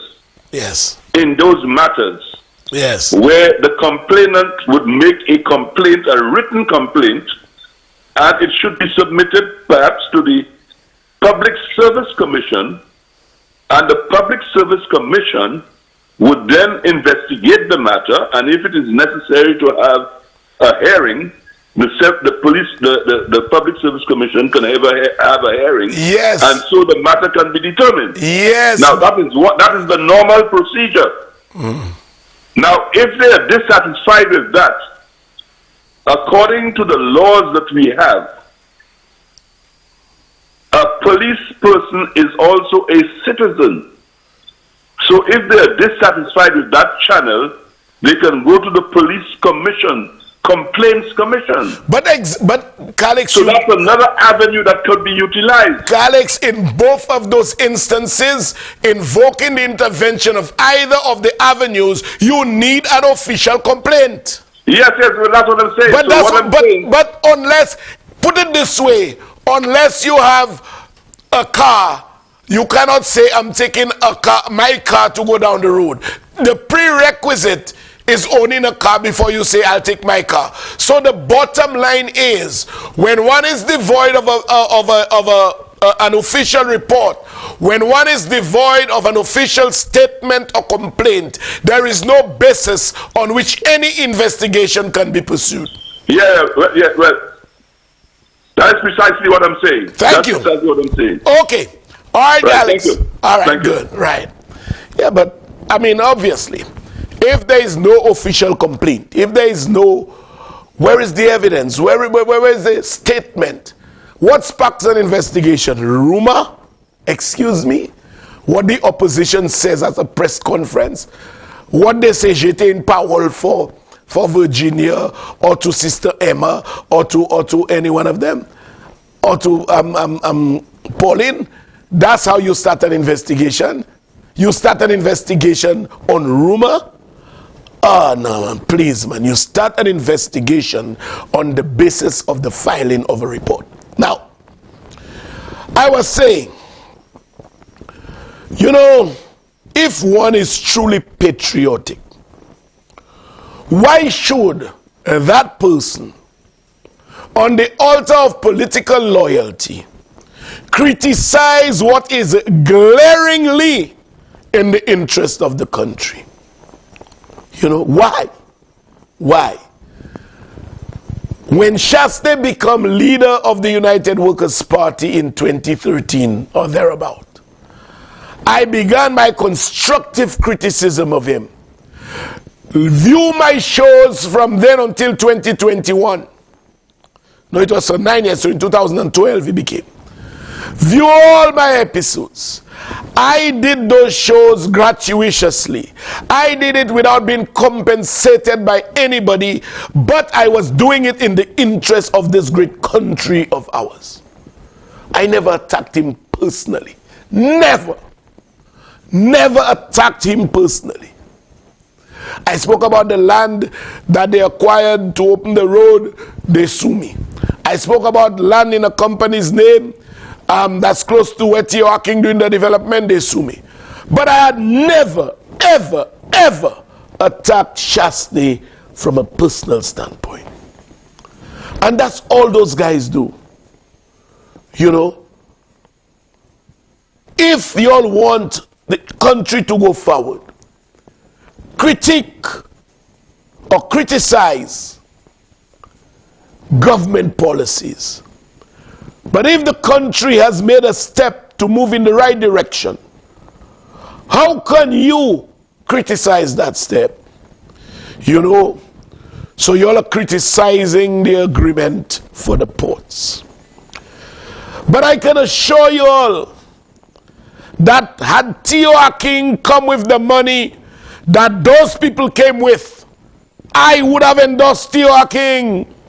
Had T.O. King just deposited the value of the land in any bank and we gave him the land, I would agree with it. But he came with nothing. He came with $0.00. We gave him land and we gave him passports to put into an escrow account when he sells the citizenship. You know, how can that be progress? How can that be progress? A man comes to your country with absolutely nothing. And had T.O. King come here with money, Richard Frederick would have been the first to endorse the project, because my country comes before me. My country is bigger than me. You know, we gave him everything, like Cabot. What did Cabot come with? They came with nothing. I would not criticize the transaction, but if Cabot came with their money as an investor, if T.O. King came with his money as an investor, I don't have a problem. But neither of them came with anything. In one case, we gave both land and passport. In the other case, we took pensioners' money to lend to Cabot to buy our land. You know? And folks, this is so different from how this government is operating now. It is so different from how this government is operating now. Different. Very, very different. You know, yesterday at the signing ceremony, the CEO said in his speech that at the press conference that since 2017, and you all remember who was in power then and who was prime minister? Since 2017, he had signed a similar agreement with the last administration. He said after he signed and was making preparations to come down to St. Lucia, he got a call. No, hold back. And it was a back and forth. And from all I could deduce, from all indications, what the last administration was doing was trying to see which firm was giving them the best. They were bluffing competing firms that had interest in doing the same thing. So what did GPH do? They just shelved the deal. They shelved it. You know, Stephenson King had a very long tale to tell about how the former prime minister took him on a globe-trotting trip, saying that they are meeting investors to invest the port. Up to now, nothing ever happened. GPH, I can tell you, recently completed one of the best ports in the world in the Bahamas. You know? And so, the interest in St. Lucia was renewed after we won the last elections. And we started negotiations from scratch. It was after much negotiation that they said, yes, we want to deal with this government. We want to deal with this government. They will be redoing the vendors' arcade. They will redevelop podcast trees. They will build a nice facility in Banan. And in addition, they will redo the port in Soufrière. And guess what? What that came as a surprise? They will be providing 10 scholarships a year to whatever university. None is out of limits for them. To 10 citizens of St. Lucia. And the CEO announced that yesterday. You know, and they said every year it's another 10. So because they'll be here for 30 years, it is likely at some point we can have 300 students enjoying a GPH full scholarship. What you want more than that? What you want more than that? Folks, our ports have not been sold. Let me repeat, our ports have not been sold. The government is not given title. We are not giving title to our property to GPH. We are not transferring the land to GPH. We are not transferring the port to GPH. The deal is GPH will spend their money, GPH will pay SLASPA's debt, and GPA will pay SLASPA concession. And from all indications, SLASPA will be better off from cruise tourism. They will be better off than they are now, because GPH is in a position to demand that the cruise ships pay more because of their ability to influence the market. So that is what we're in for. We're not losing any money. And they will operate the cruise sector, that part of the port, for 30 years, after which we take back operation. This was exactly the same deal with the airport that they stopped. This was the same deal. We're not transferring title. We're not transferring land. We're not putting anything in GPH name. We have an agreement. Spend your money, pay SLASPA's debt. You redevelop the port. You pay us X amount every month, every year. After 30 years, all the monies belong to us. You know? That was the same deal with the airport. And if they had continued, we would have had a state-of-the-art airport without spending one penny.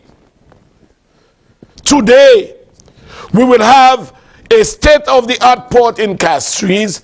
We'll have a redeveloped port in Soufrière. We'll have a nice facility in Banan without spending a penny. You know? And if the last administration had any iota of credibility, GPH would have had confidence in them. It is because they could not deal with them. A deal which they had signed since 2017. They themselves had signed since 2017. Since 2017 they signed. I don't know what changed, what caused them to lose confidence. But they turned their back. And today we get it done. This is what they posted. Show it to them, what they posted. Government, SLP government, was that Inc.'s deal to sell Port Castries and Soufrière for $42 million. Sellouts. Leave that there a bit. Leave that there. You don't see those people have too much guts. Because y'all could not get it done. We got it done. We got it done. The man said so. The man said that he had signed the agreement since 2017. I don't know if persons had asked him money. I don't know. I can't say that. You know. But he said, though I need you to enlarge in it because I need to show something there. But that is what they say we sold out. Now, folks, look at the top left hand of your screen, Citizens for Accountability, whatever. See whose picture is there. Can you zoom that out? They have my picture. They have my picture, your humble servant, Richard Frederick, as their display pic. You know, my picture as their display pic. If this is not obsession, I don't know what is. If this is not obsession, I don't know what is. Say flaboa arara. You know? My picture as your display pic in cap. You know? Every day you'll open your mouths. You'll just give me ammunition and ammunition and ammunition and ammunition. You'll need to go and read the book, The Art of War. You'll need to go and read the book. If you come in for somebody, no, go and read The Art of War. Or rather, there are other books where you can read The Art of Political War. You'll have no clue. You'll have no clue. No clue at all. You'll are sick. You know, So Jacalax, I want to let you all know that we are not dealing with people who we have to give money. We are not dealing with people who will take pensioners' money and give them. We are not dealing with people who will take the people's land and give them. We are not dealing with people who we have to give passports to sell, to put in an account overseas. We are dealing with people that bring money to the table. That is the kind of people Philip J. Philip J. is no fool, you know. He deals with people that bring money to the table, you know. And you all will not believe this. At the press conference before it started yesterday, Carlton Augustine, good day. I said to the CEO that I had indicated to his agent that I want a crossover bridge from the arcade. So the ship puts you down, you go up steps, walk over the street and land to the top of the market. So I asked him, I told him that his agent had indicated that this was not finalized. So even before he spoke, we were in the Prime Minister's office in the lounge. I opened the curtain and showed him. Folks, you all will not believe. You all will not believe. He called Sean Matthews, who was there right away, and he said, we will do it. He said, we will do it. And he mentioned the only thing they need is a wheelchair access to go up on the ramp. And they suggested either elevator or circular stairs. But he said we will do it, and he said so in his speech. You know? So right now, once that has started, the top of the market can now become an extremely viable place for economic activity. That is what you call foresight at its best, without spending 1 cent of taxpayers' money. Not 1 cent. Folks, we'll go for a short break. When we come back, money at 2%. 2%. $75 million. 5 years grace period. St. Jude is back. We'll go to the meat of the matter when we come back. Stay tuned.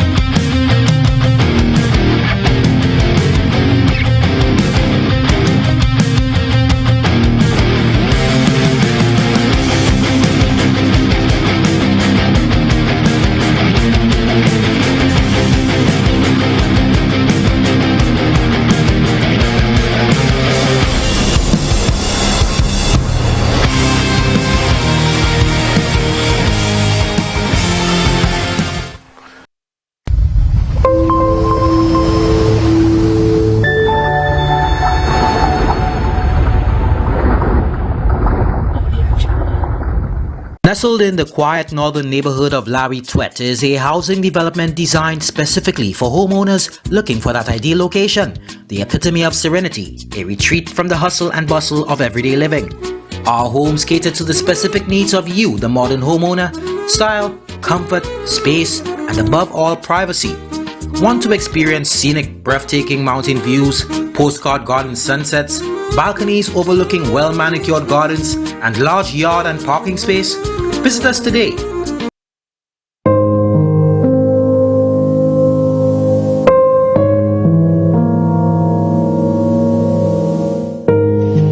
My name is Martina. I would like to say thank you to the guys from Paddy Access, especially Jermaine, for a job well done. I called him 2 days before my brother's funeral to do a live video, and I was not disappointed.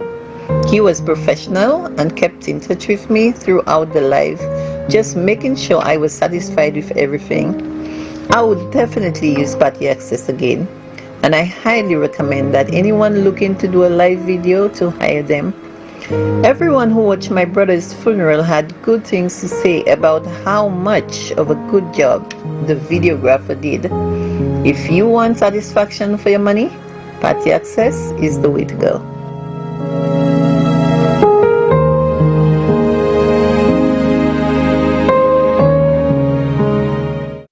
McDowell Supplements, an effective way to ensure you and your loved ones are getting the daily recommended intake of essential vitamins, minerals, and other important nutrients necessary for optimal health. Naturally, we carry an array of health and wellness supplements. McDowell's Immune Booster enhances your body's defense to fight colds and flu, boosts your immune system, prevents viruses and other airborne diseases. McDowell's Colon Cleanser prevents constipation, helps in removing toxins from the colon, detoxifies the body, and regulates your bowel movements. McDowell's Prostate Health prevent the enlargement of the prostate, improve urinary flow, and reduce frequent urination, especially at night. Moringa oleifera capsules are rich in minerals like calcium, potassium, zinc, magnesium, iron, and copper, vitamins like beta-carotene of vitamin A, vitamin B such as folic acid, vitamin C, D, and E. McDowell's Potassium Complex, used for treating and preventing low potassium levels, high blood pressure, preventing stroke, and aid in weight loss. McDowell's Triple Magnesium relaxes the muscles, relieves cramps and helps to control high blood pressure, improves sleep, and can calm the nerves. Magnesium is very important for the normal functioning of cells, nerves, muscles, bones, and the heart. McDowell's Ginger Turmeric helps to relieve pain, decrease nausea and enhance the immune function to help protect against illness and infection. Ginger turmeric has powerful anti-inflammatory properties and improves your circulation. Don't hold health back. Let health strike back. McDowell's, the better way to start your health. Visit Health Service Center, John Compton Highway, call 453-6417. Let your wellness be our stress. Advertising doesn't have to be complicated. MBC TV and Real FM combination is a proven way to advertise your products and services in St. Lucia and across the region. That's great. We provide television. This is NBC Prime. Radio and social media advertising. Yo, we are Real FM. Which effectively gets your message to clients and customers throughout the region and beyond. MBC TV and Real FM is today's best option in advertising. Call us today at 758-453-7458 or 758-286-6565.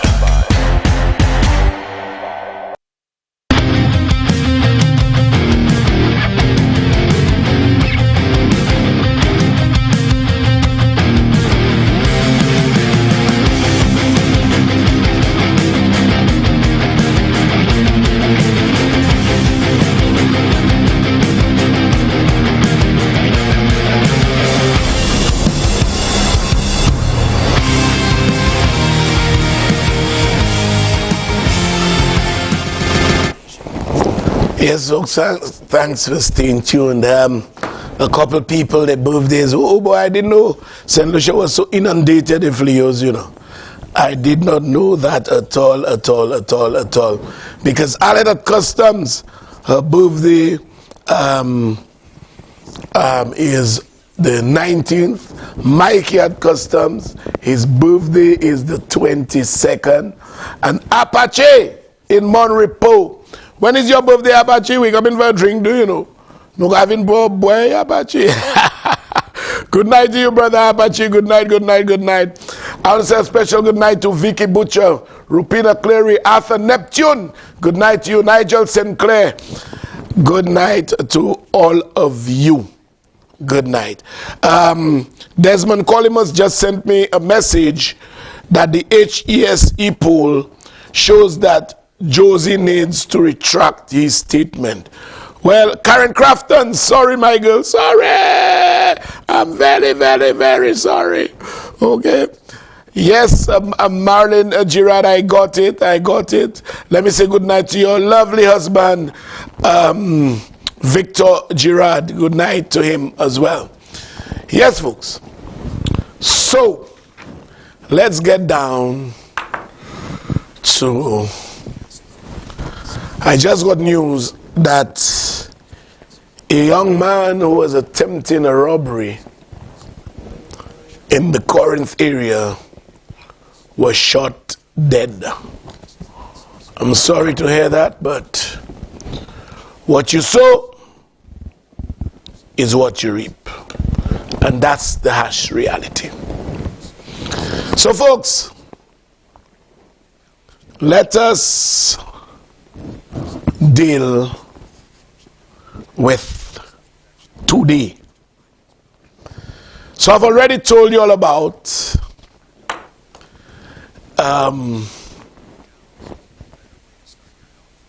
yesterday.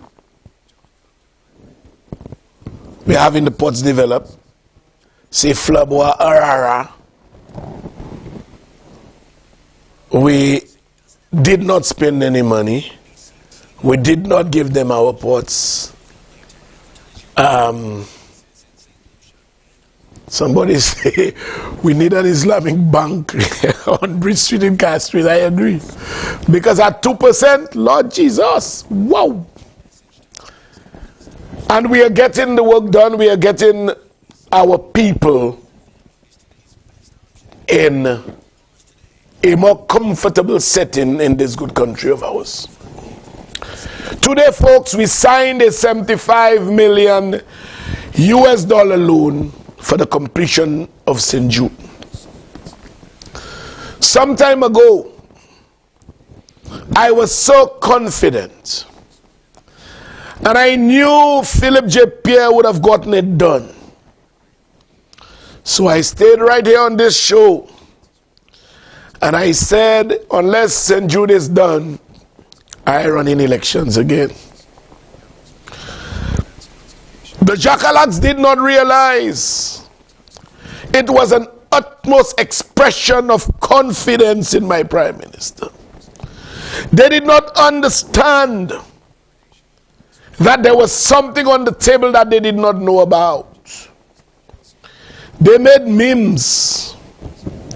They tried to create division. Let me say good night to the guys at Compton. Who's by you now, Compton?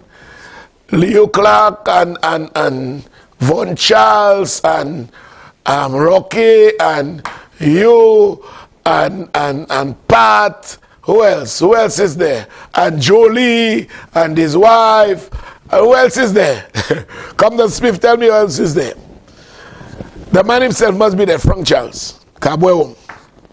They made memes. They tried to create division. They used their ability to divide and rule to cause a rift that did not exist. But I knew what they did not know. And today, they end up knowing what I knew. Folks, money at 2%. Money at 2%. Where in the world does that happen? This is extremely cheap money. And I agree with the person who contributed earlier, saying we need an Islamic bank in St. Lucia. Line, let me tell you, how our people can prosper if interest rates are that low? My God. But then again, we are controlled by the ECCB, who do all the regulations and this and that. Anyhow, this money is practically free money. And this is extremely significant. If all government debt was at that interest rate, folks, I am certain, I am sure that the government and people of this country would be saving between $60 and $80 million every year, maybe more. And for my next show, I will ask those persons in the finance department to tell me if all our debt was consolidated and all of it was reduced to a 2% payment, what would be our savings per year? And I'll report to you. I'll report to you. That would certainly save us as a small island developing state hundreds of millions of dollars in the not too distant future, which can be used on social programs aimed at benefiting our people and improving the standard of living. And I can say without a dint of hesitation, the country, Helen of the West, St. Lucia, owes Philip Joseph Pierre a tremendous debt of gratitude. We owe him that. We owe him that.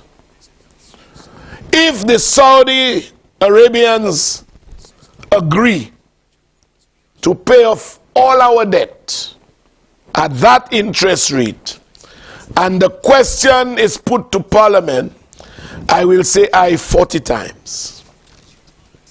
Because that would be a glorious day for all of us. And so, Philip Joseph Pierre, I want to congratulate you.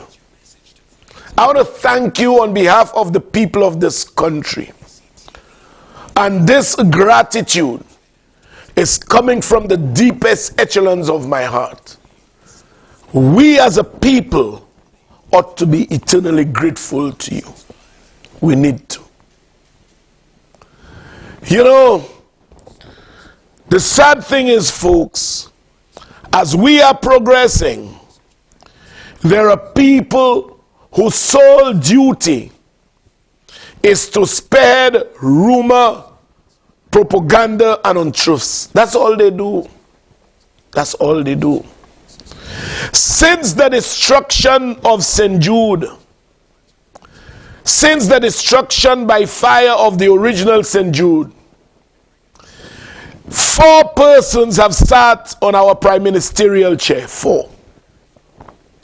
3 of them, and let me repeat this, 3 of them, 3 of the 4 prime ministers have agreed that the original St. Jude is the way to go. Hear me well, you know. Listen well. And I'll show 1 or 2 clips of the hypocrisy of some of them. 3 of the 4 prime ministers, ever since Naidisa Patwa, depuis St. Jude de Twipa di fait, c'est ici avec 4 premiers ministres.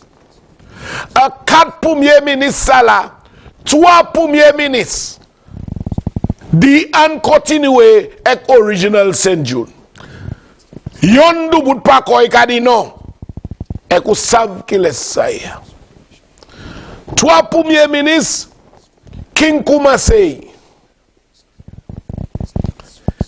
King perd élection, Kenny a tué, Kenny continue. Yo vini, dede a qui passe pote là, parmi 4 là, il du bout li, pour 3 l'année, et Denis Koumassey en boîte. Il Koumassey en boîte. Philippe J. Pierre vini, c'est 4e premier ministre là, qui d'accord pour still aller avec original St. Jude là.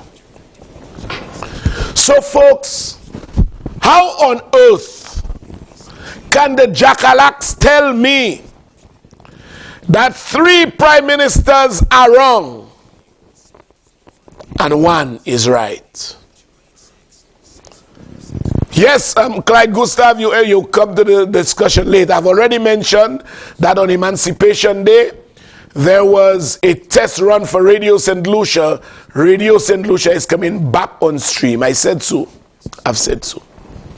So yes, 3 prime ministers agreed to go in one direction. Only 1 decided, Maka Swift, so I'm going that way. Hear this, folks, hear this.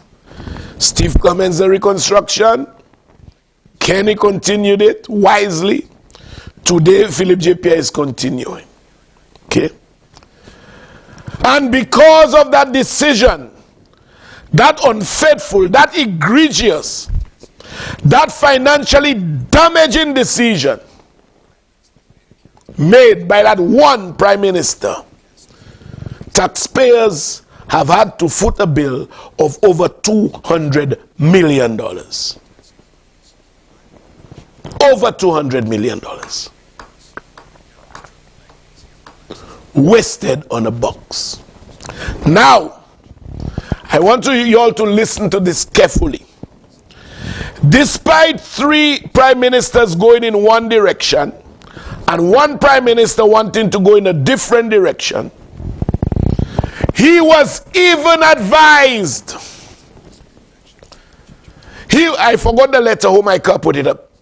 He was even advised by his own UWP supporters to continue the original St. Jude and leave that box alone. I showed that letter in Parliament and I read it in Parliament some time ago. A number of people, over 30 stalwarts from the Southern Belt, wrote the cabinet of ministers a letter. One of the persons that signed the letter was Herod Stanislas. He's rather Herod Stanislas's father. Real UWP stalwarts, literally begging Chasney, continue on the original St. Jude. But he did not listen. He did not listen. I don't listen. I let the jackasses breathe. He never listened. So after the 3 prime ministers went in one direction, he went in another. His own supporters asked him not to.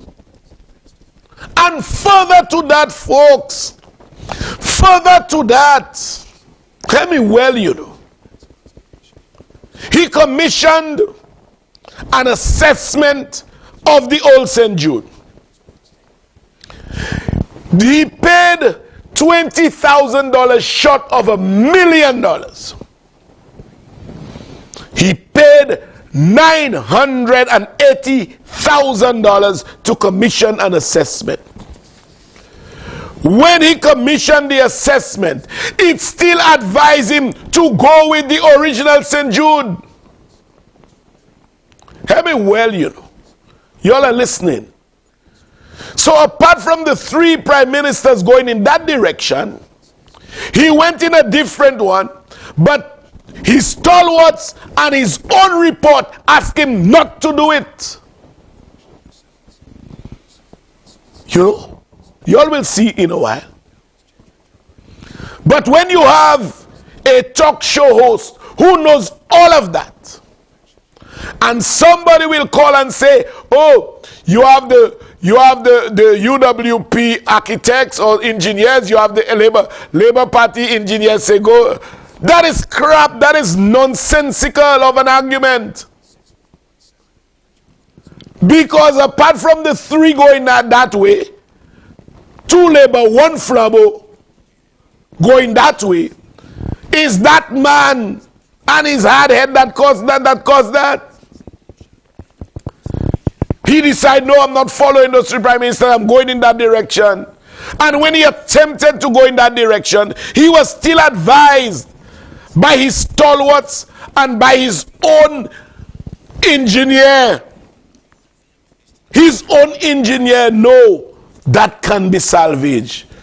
But yet, you have a talk shows, somebody call, and they have the engineers Labour and they have the engineers Flabo, so we don't know who's right, who's wrong. Nonsense.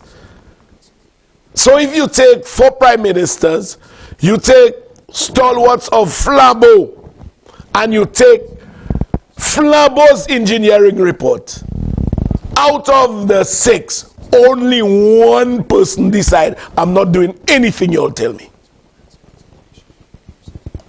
You know? And then you're all talking about you have Flabo engineers. Nonsense. Folks, take a listen to this.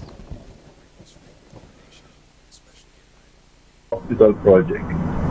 When you look at, we have two buildings, and you have 2 parties that started each project or continuing it, and in their mind they have the experts to back it up.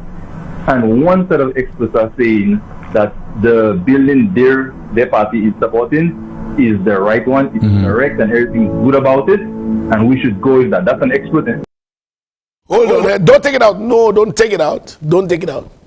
Leave it on screen. Can you imagine the man is saying, you have two sets of experts. Where are the two sets of experts? So Shasta was an expert. Was Shasta an expert caller and you're talking to Timothy Pollier, who ought to know better? Shasta's own expert, as you will see, asked him to go with the original St. Jude. Shasta's stalwarts asked him to go with the original St. Jude's. So they have not two sets of experts. Stop spewing nonsense, untruths, and propaganda. Go ahead. Experts, because they're the ones who know. And they're saying the other one, that one set of experts, are saying the building that, let's just say, UWP is doing, that's the right one, that's the way we should go.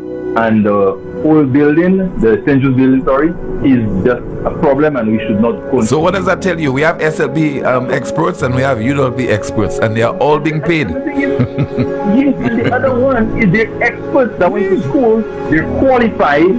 We should take what they're saying as gospel, but they are literally contradicting each other.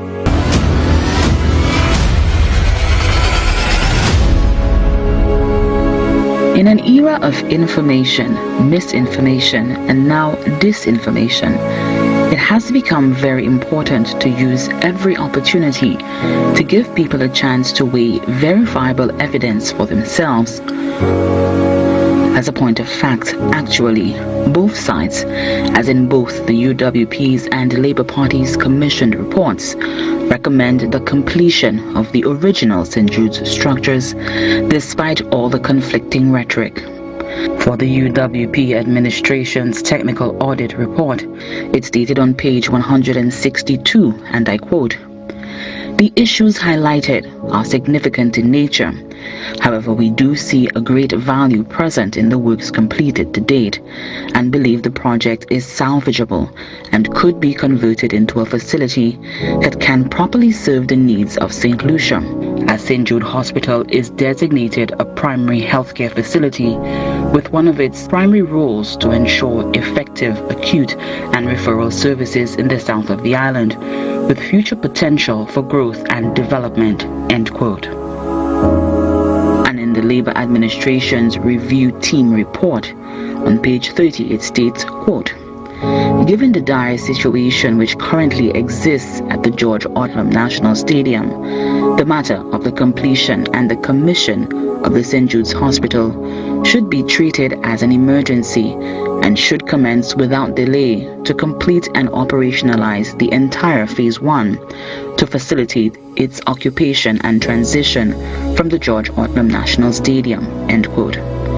So again, both the UWP and the SLP's reports recommend completion of the original St. Jude's buildings, also known as Phase 1.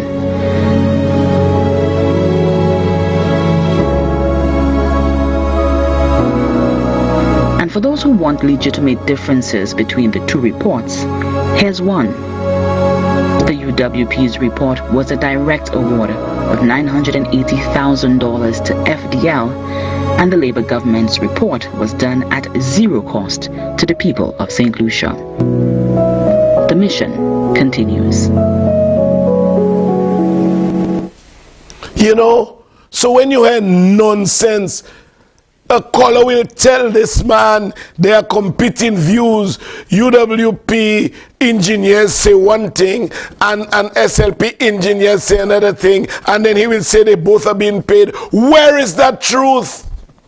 You know, where is the truth? UWP engineers said the thing is salvageable, proceed with it. Everybody agreed to proceed with it. 3 prime ministers agreed to proceed with it. Your stalwarts agreed to proceed with it. But a caller will call, show me where the UWP engineer said it's not good. That's all I want to know. You know? And you are there rather than educating the people. Rather than reading them or rearranging their ignorance, you are tacitly endorsing what they say as though it's true. and then say both of them getting paid. You know, the fact is, folks, we don't have contending views as to which option was the best. 3 prime ministers versus 1. And both of your supporters tell you to go with what the 3 prime ministers want. You know? And the worst thing is, today they're on the air. And one of the jackalacks, you know, one of the jackalacks posted something that I want to show you. Nonsense. Put that up for me, please. Look at that. Timothy, a signing ceremony to borrow millions to demolish and rebuild the old St. Jude. To demolish and rebuild the old St. Jude. Today put more decks on taxpayers because of SLP pride and hate for one man. Can you believe this? Can you believe the ignorance of our people? Can you believe that we have people who cannot take an analytical approach to a given situation but can only see it through lens of that are yellow, like they have jaundice in their eyes? Can you believe this? Hate for one man? You could take it down. 3 prime ministers say go in that direction. Your stalwarts say go in that direction. Your engineers, you paid $980,000 to say go in that direction. But you talk about hate for one man. Some of you are so pathetic. And talk about demolition. Talk about demolition. Who said anything about demolition today? I mean, some of you are just sick, man. This government is not like the former. You remember who demolished 2 buildings on that very St. Jude site? You remember? It wasn't Philip J. Pierre. You remember who demolished the Soufrière Bridge? You all remember who demolished the Soufrière Bridge? It wasn't Philip J. Pierre. You remember who demolished Custody Suites, the largest prisoner holding facility in the Eastern Caribbean? It wasn't Philip J. Pierre. You remember who demolished police headquarters, and right now we have we have to rent premises for the ban? Huh? It wasn't Philip J. Pierre. You remember who said on national TV that he would demolish Parliament? He would demolish the courthouse. He would demolish the printer. He would demolish customs. You know. Who said anything about demolition today? Bernardines. Bernardines, I suspect you stayed in New York. You and Anson and Enoch and Erwin Alcindor and Danny and Petra, all of you all stay in New York and say you're all demolishing. You know, and Pages, you probably joined them too. Whoever spoke of demolition, you all know who's the demolition king. I mean, in life things have to be demolished. But you demolish when you are ready to build. You know. Folks, let's take a synopsis of what happened today on this great day. And the people of the South will get a new facility. They will get a new facility. It's no longer they might get. They will get a new facility. Thanks to our friends from Saudi Arabia. The government of St. Lucia, led by Prime Minister Honorable Philip J. Pierre, has achieved another significant milestone in the more than 13-year process to reconstruct the St. Jude Hospital, which was severely damaged by fire in 2009. I say this with the confidence that the government that I lead, we've kept one of our major promises to the people of St. Lucia. And I'm proud of that. I'm very proud of that. Prime Minister Pierre has prioritized sourcing the financing needed to complete the project and pursued bilateral negotiations with the Kingdom of Saudi Arabia. Within 2 years since Prime Minister Pierre assumed office in 2021, the Saudi Fund for Development has agreed to commit nearly $75 million for the purposes of completing construction works and procuring the necessary medical equipment furniture and fixtures for the St. Jude Hospital. Today marks an exciting and bright chapter for the both of our countries, with the signing of development loan agreement worth $75 million for the reconstruction and rehabilitation for St. Jude Hospital. This project signifies Saudi Fund for Development committed to promoting sustainable development in St. Lucia. In May, Prime Minister Pierre, Senior Minister for Infrastructure Honorable Stephenson King, and senior government officials received His Excellency Ahmed Al Khatib, the Minister for Tourism in the Kingdom of Saudi Arabia and the Chair of the Saudi Fund for Development, for an official tour of the construction site and the retrofitted George Odlum National Stadium, which is where the St. Jude Hospital has been operating since 2010. And of course, the people of St. Lucia are going to celebrate this moment. In the Creole language, we say, Ipoko mem dusi ijadu. It means that you have not even sweetened it, it's already sweet. And so, today, the signing ceremony is not just a symbolic thing, but rather it is to put the St. Jude's Hospital reconstruction project in overdrive.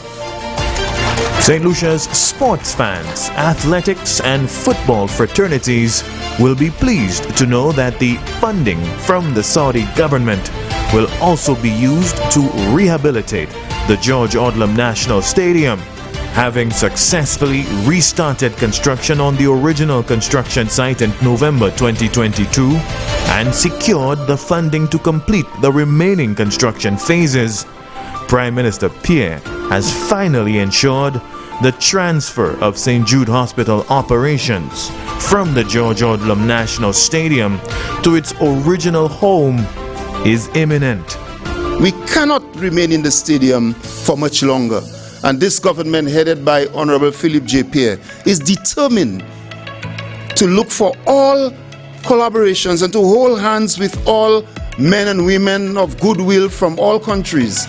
And I'm so thankful that your country has stepped forth and your organization has stepped forth to say, yes, we are going to be part of humanity and we're going to assist you to develop your hospital. Honorable Philip J. Pierre is now the fourth Prime Minister to oversee the morbidly delayed St. Jude Hospital reconstruction project.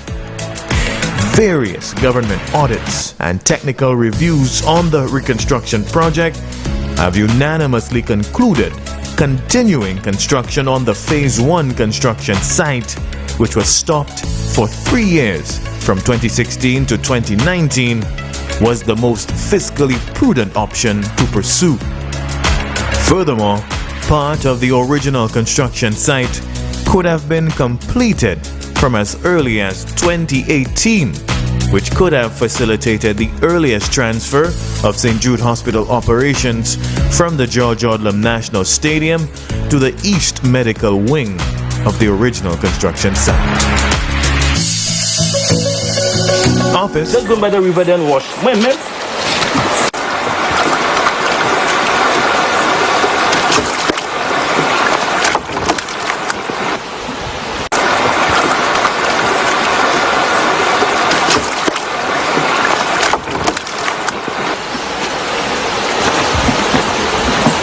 C'est fait bon en washi. C'est fait bon en washi. C'est fait bon en washi. C'est fait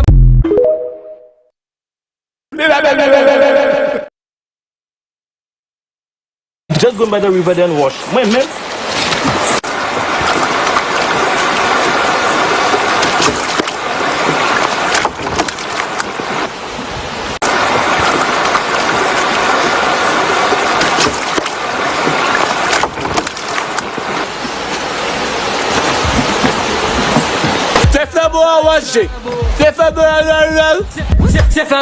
washi.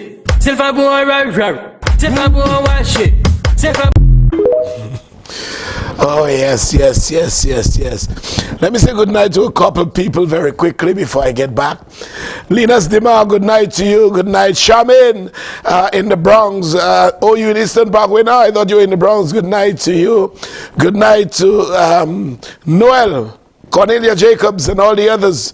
Good night to all of you. Merlin Samuel, good night to you. David and Crystal of Rodney Heights, a special good night to you. Good night to Kello Zachary Hippolyte. Boswefwe, good officer you are, good officer. Mysterio, good night to you. Frances Robb and of course, you know, your husband, Mr. Sugar. I don't know how a man could be sugar. If another woman that could be sugar. If a man is sugar, well, how are Francis? Rupinian Kevin Carey, good night to you. Marcus Edwin, good night. Nehemiah from Miku, Concilia's son. Concilia, long I see you, girl. What's up? I am good. Safe love, Awaji. Safe love, we'll take 5 calls, folks. Don't stay too long. Please, don't stay too long. Just 5 calls. We have the first one on the line, right? Good night, can I help you? Yes, Richard, that is George, man. Hey, what's up, George? George, I suspect. I hated all the Leos. You were saying something for George, man. Hey, your birthday is the 15th? Yeah, man. Hey. That is 11. I didn't know that. Sorry. Yeah. Happy birthday in advance, my brother. All right, man. Thanks. The same to you and Dax and all the others. Leo boys. All right, then. Take care. All right. Roma Wilson, good night, my forever after. Good night to all those people in the class. Pinky DJ, good night to you and all the people in the class of Can I Help You? I mean, you all are the ones that keep me going, quite honestly. You know, Carlton Augustine, a factual man. Bernard Haynes, a good critic. Karen Pascal, good night to you. Gravelis, Zefrina, Maclady Ula. Good night, can I help you? Hello? Hello? Yes. Hello? Yes, good night. Yes, good night. I'm calling for the show. Yes, go ahead. You're listening to yourself. Can you turn down the volume of your radio or TV, please? I don't have anything on. Okay, all right, well, go ahead. I said, this is my beloved Prime Minister, in whom I am very well pleased. Indeed. Give yourself a round of applause for me. All right, I'm proud of him myself, and like I said, I do believe St. Lucia owes Philip Joseph Pierre a tremendous debt of gratitude. I am very, very serious about that. Thank you much, though. Tamara Matre, good night. Elizabeth Charles, good night to you. Octavian Charles, good night. Clarina St. Clair, good night, my dude. Those people in England, Fabian, you down here, DJ Makla, and all the others, Delma and all the others, good night. Ronald Wilson, good night to you. We have a caller, good night. Can I help you? Good night. Good night. I want to let Parliament know that I do not want Nancy Charles in the house because she's coming to campaign. We want facts and to talk about the issues of the country that is affecting us. And if she has nothing to say, tell her stay at her home. Thank you. I know she's listening. All of them do listen. You see, when you talk to those people, they believe you are criticizing them strictly along personal lines, but because that's what they do. They criticize you. But I want to thank them. I want to thank the Jackalaks for keeping me in the light, giving me content, giving me things to research. Every time they open their mouths, I get something to research. Spider said this, I'll get something, and then I put it all together to have a very, very good show that unannounced will have 2,000, 1,800 viewers. You know, that's how we do it. So they are listening, you know, let them campaign, but the people are no longer stupid. The people are no longer stupid. Look at the episodes of Street Vibes, where they were asking HSE poll, when they ask about 2.5%, when they ask about the budget, persons are now in the know, they have been educated, and they understand. All right, we have another caller. Good night, can I help you? Hello? Okay, Nigella, Alexander, Castries East, love you, PM. Cyprian Nelson, good. We have a caller. Good night. Can I help you? Yeah, good evening, sir. How you doing? I'm not too bad. Happy birthday advancement. Thank you. It's a Sunday. Okay. I foresee Philip JPS staying there for as long as God wants him there. I'll tell you what. Philip JPS will stay there as long as God will want him for sure, and as long as he wants to stay there. That's my view. Exactly. Yeah, man. I think the time has come for Parliament to start using its majority. You understand? I agree, and I know where you're going, you know. Yeah. I know where you're going. I know where you're going. Once you're not born in St. Lucia, you should not be Prime Minister. He has no interest. He has no interest. Look at this. Look at this. Look at this. Of Parliament. A man. His main focus is being the Prime Minister. That's all. But look at this. Look at this, Welle. A man fights to be in the house. He does this, he does that. His supporters come outside beating drums, doing all kinds of nonsense. Okay, we relented. He's back in the house. What does he do? He goes away. They're having big thing in Babon on Sunday. Ipala, ipa melek you. Yo mele pi, me ipa melek pies you. See, that's the crux of the matter, you know, because Chesney has no interest in what happens in Parliament. You know? He only comes there for grandstand and that's it. Exactly. He doesn't care about the people. At all. Understand? So I think the time has come. And not just about the Prime Ministership alone. I think, I don't know, my feeling it should be big personal on grata. Because he actually makes no sense. Oh Lord, that might be going too far. Folks, persona non grata means they deport you out of St. Lucia and you can no longer come back. In a nutshell, that's what it is. Because he knows nothing about St. Lucia. He loves nothing about St. Lucia. Yes. He loves the people. He has nothing with. His only interest, as I said, is Prime Ministership. Prime Minister. Yeah, man. Thank you. Thank you, caller. You are on target. I kind of agree that with one of your suggestions, and if I had my way, probably I amend the constitution. I would have amended the constitution tomorrow. I don't have my way, but I quite agree.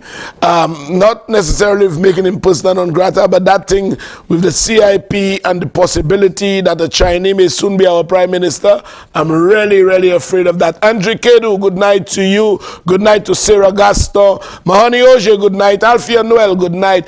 Brenda John, good night. We have a caller. Good night. Can I help you?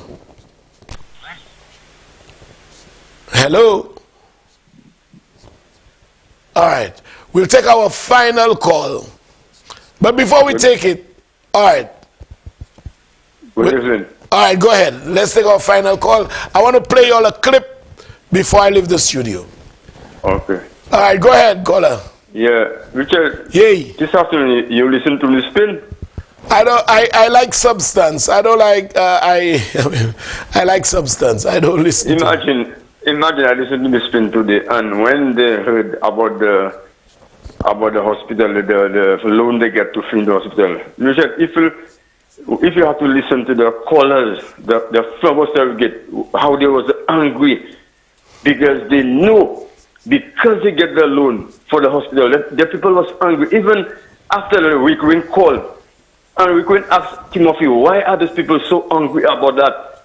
You're supposed, they get, you're asking for the hospital, they get the loan to finish the hospital. So why your callers so angry? Exactly. And Timothy trying to cover for them and say for different things they are vexed and different things. And I can understand that. They will fight in their own country. You know? Fighting what's good for you're asking for the hospital finish. Now the Prime Minister get the loan, and now you're saying how much nonsense on radio today, and it's a puppy show. But you know, caller, you know the problem with that, the host endorses the foolishness that they say. Yeah, that's the problem. You know, how can you be a patriotic St. Lucian? We have not had this hospital in so many 13 years or thereabout. We are trying to get it done now, and you are against it? Yes. Yeah. Come on. Yes. How many callers? Anyway. Well, boy, you know how it is. Yeah. All right. Miriam Alexander, woy. Okay, good night to you. Good night, Miriam Alexander. We'll take our final call. I had taken the final call already. Oh Lord, he said I had taken my final. Merlin Samuel said, my rep, let the caller know that you're allergic to newspeed. Merlin, you really bad. Now, Bernadette, what you tell me there? Gassa, my wife said that you are not shouting her, you always leaving her out, and she always watches. That is so true. Your wife and your daughter. That is true, you know, Bernard. Okay, we have a caller. Makafa in Banan, good night. Good night, Richard. Good night, my brother. You remember the $70 million loan that was a little too hot for the PS? Yes. It wasn't a loan, a direct award. A direct award, yes. 11 days. That was too hot. That had to be paid in 1 year. Yeah, to be paid in 1 year. Hold on. A payment. 11 days. Every day you pay in 1%. Yes, indeed. Yes, indeed. Yes. People, we getting a loan to finish something people have been craving for, asking for, and people are angry that health care in this country will improve. Be improved. But you know, caller, anytime something is done that makes the possibility of you assuming office more and more remote, invariably you become arara. That is it. That's what it is. Some people just don't love St. Lucia, you know. You know. In the name of politics. That's correct. Let me just tell you one thing. You know, the Flambeau have not realized that the day Chasney went and eat at the lady's home, and she went on the streets of Castries, sweeping the streets, that it was Chasney and the UWV, they were sweeping out of office. Yes, indeed. They have not realized that, you know. Yes, indeed. You're so right. We serving a good God, indeed. And God knows what is best for St. Lucia. Indeed, caller. Have a good night. Thank you very much. Okay, I really enjoyed that last call. Cynthia Joseph, good night to you. Cornelia Stephen, good night to you. Albert Leo, good night. Play the two clips for me. Play the first one, and then we'll end with the Flaboa Arara. So play the first. They buried me alive. They put a concrete on my grave, and they did not know they were planting a seed. Through the concrete, I decided to rise. They couldn't believe it, that I was rising on a concrete. Many wrote me off. Articles and articles in the BBC, in the CNN, in the New York Times. I'm not telling you about Kronstadt Times, New York Times. Malema's future is finished. But I knew that no one has my future in his pocket. I have my own future, and I will decide what I'm going to do with my future. I'm telling you my story to inspire you that no one is going to control your future. Folks, I came across this and I identified with it so much. And when you juxtapose it to the tune Buried Alive, it's the same thing. They killed me. They put concrete over me. Never believe I would have risen. But I broke the concrete and I rise. Because none of the jackalacks can control my future. It's 54 seconds. I'm sacrificing 54 seconds again. Please, Jermaine, play that again. Play that. They buried me alive. They put a concrete on my grave. And they did not know they were planting a seed. Through the concrete, I decided to rise. They couldn't believe it, that I was rising on a concrete. Many wrote me off. Articles and articles in the BBC, in the CNN, in the New York Times. I'm not telling you about Kronstadt Times, New York Times. Malema's future is finished. But I knew that no one has my future in his pocket. I have my own future, and I will decide what I'm going to do with my future. I'm telling you my story to inspire you that no one is going to control your future. Just go by the river then wash. Man.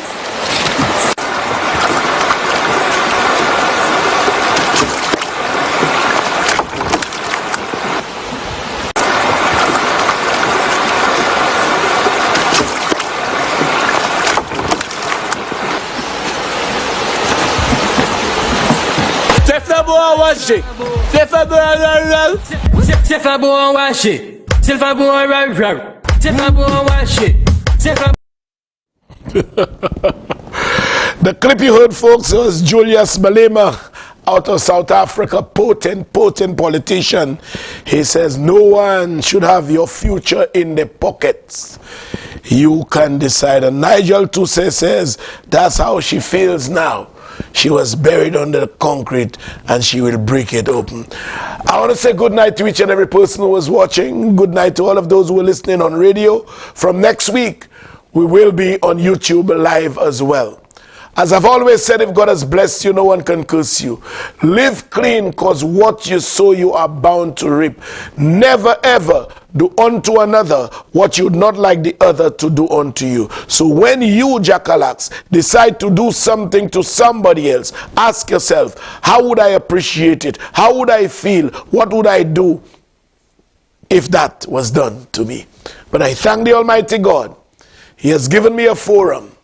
He has given me the ability, capacity, and the wherewithal to do what I need to do in either refuting, exemplifying, or ensuring that I exonerate myself from most of those propaganda pieces that you'll see about me. Keep on giving me content. I love it. And please, Caps, leave my picture as your display pic on top of Caps. Thanks for the publicity. Every piece of publicity is good publicity. I'm Richard Frederick. I'm out of here. See you next Thursday, God willing. Goodbye.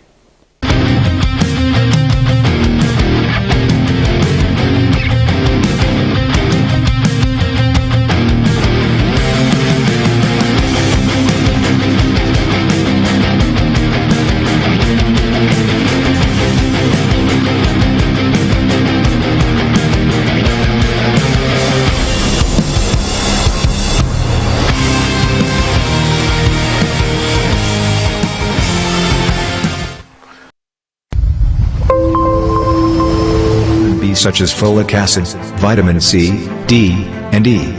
McDowell's Potassium Complex, used for treating and preventing low potassium levels, high blood pressure, preventing stroke, and aid in weight loss.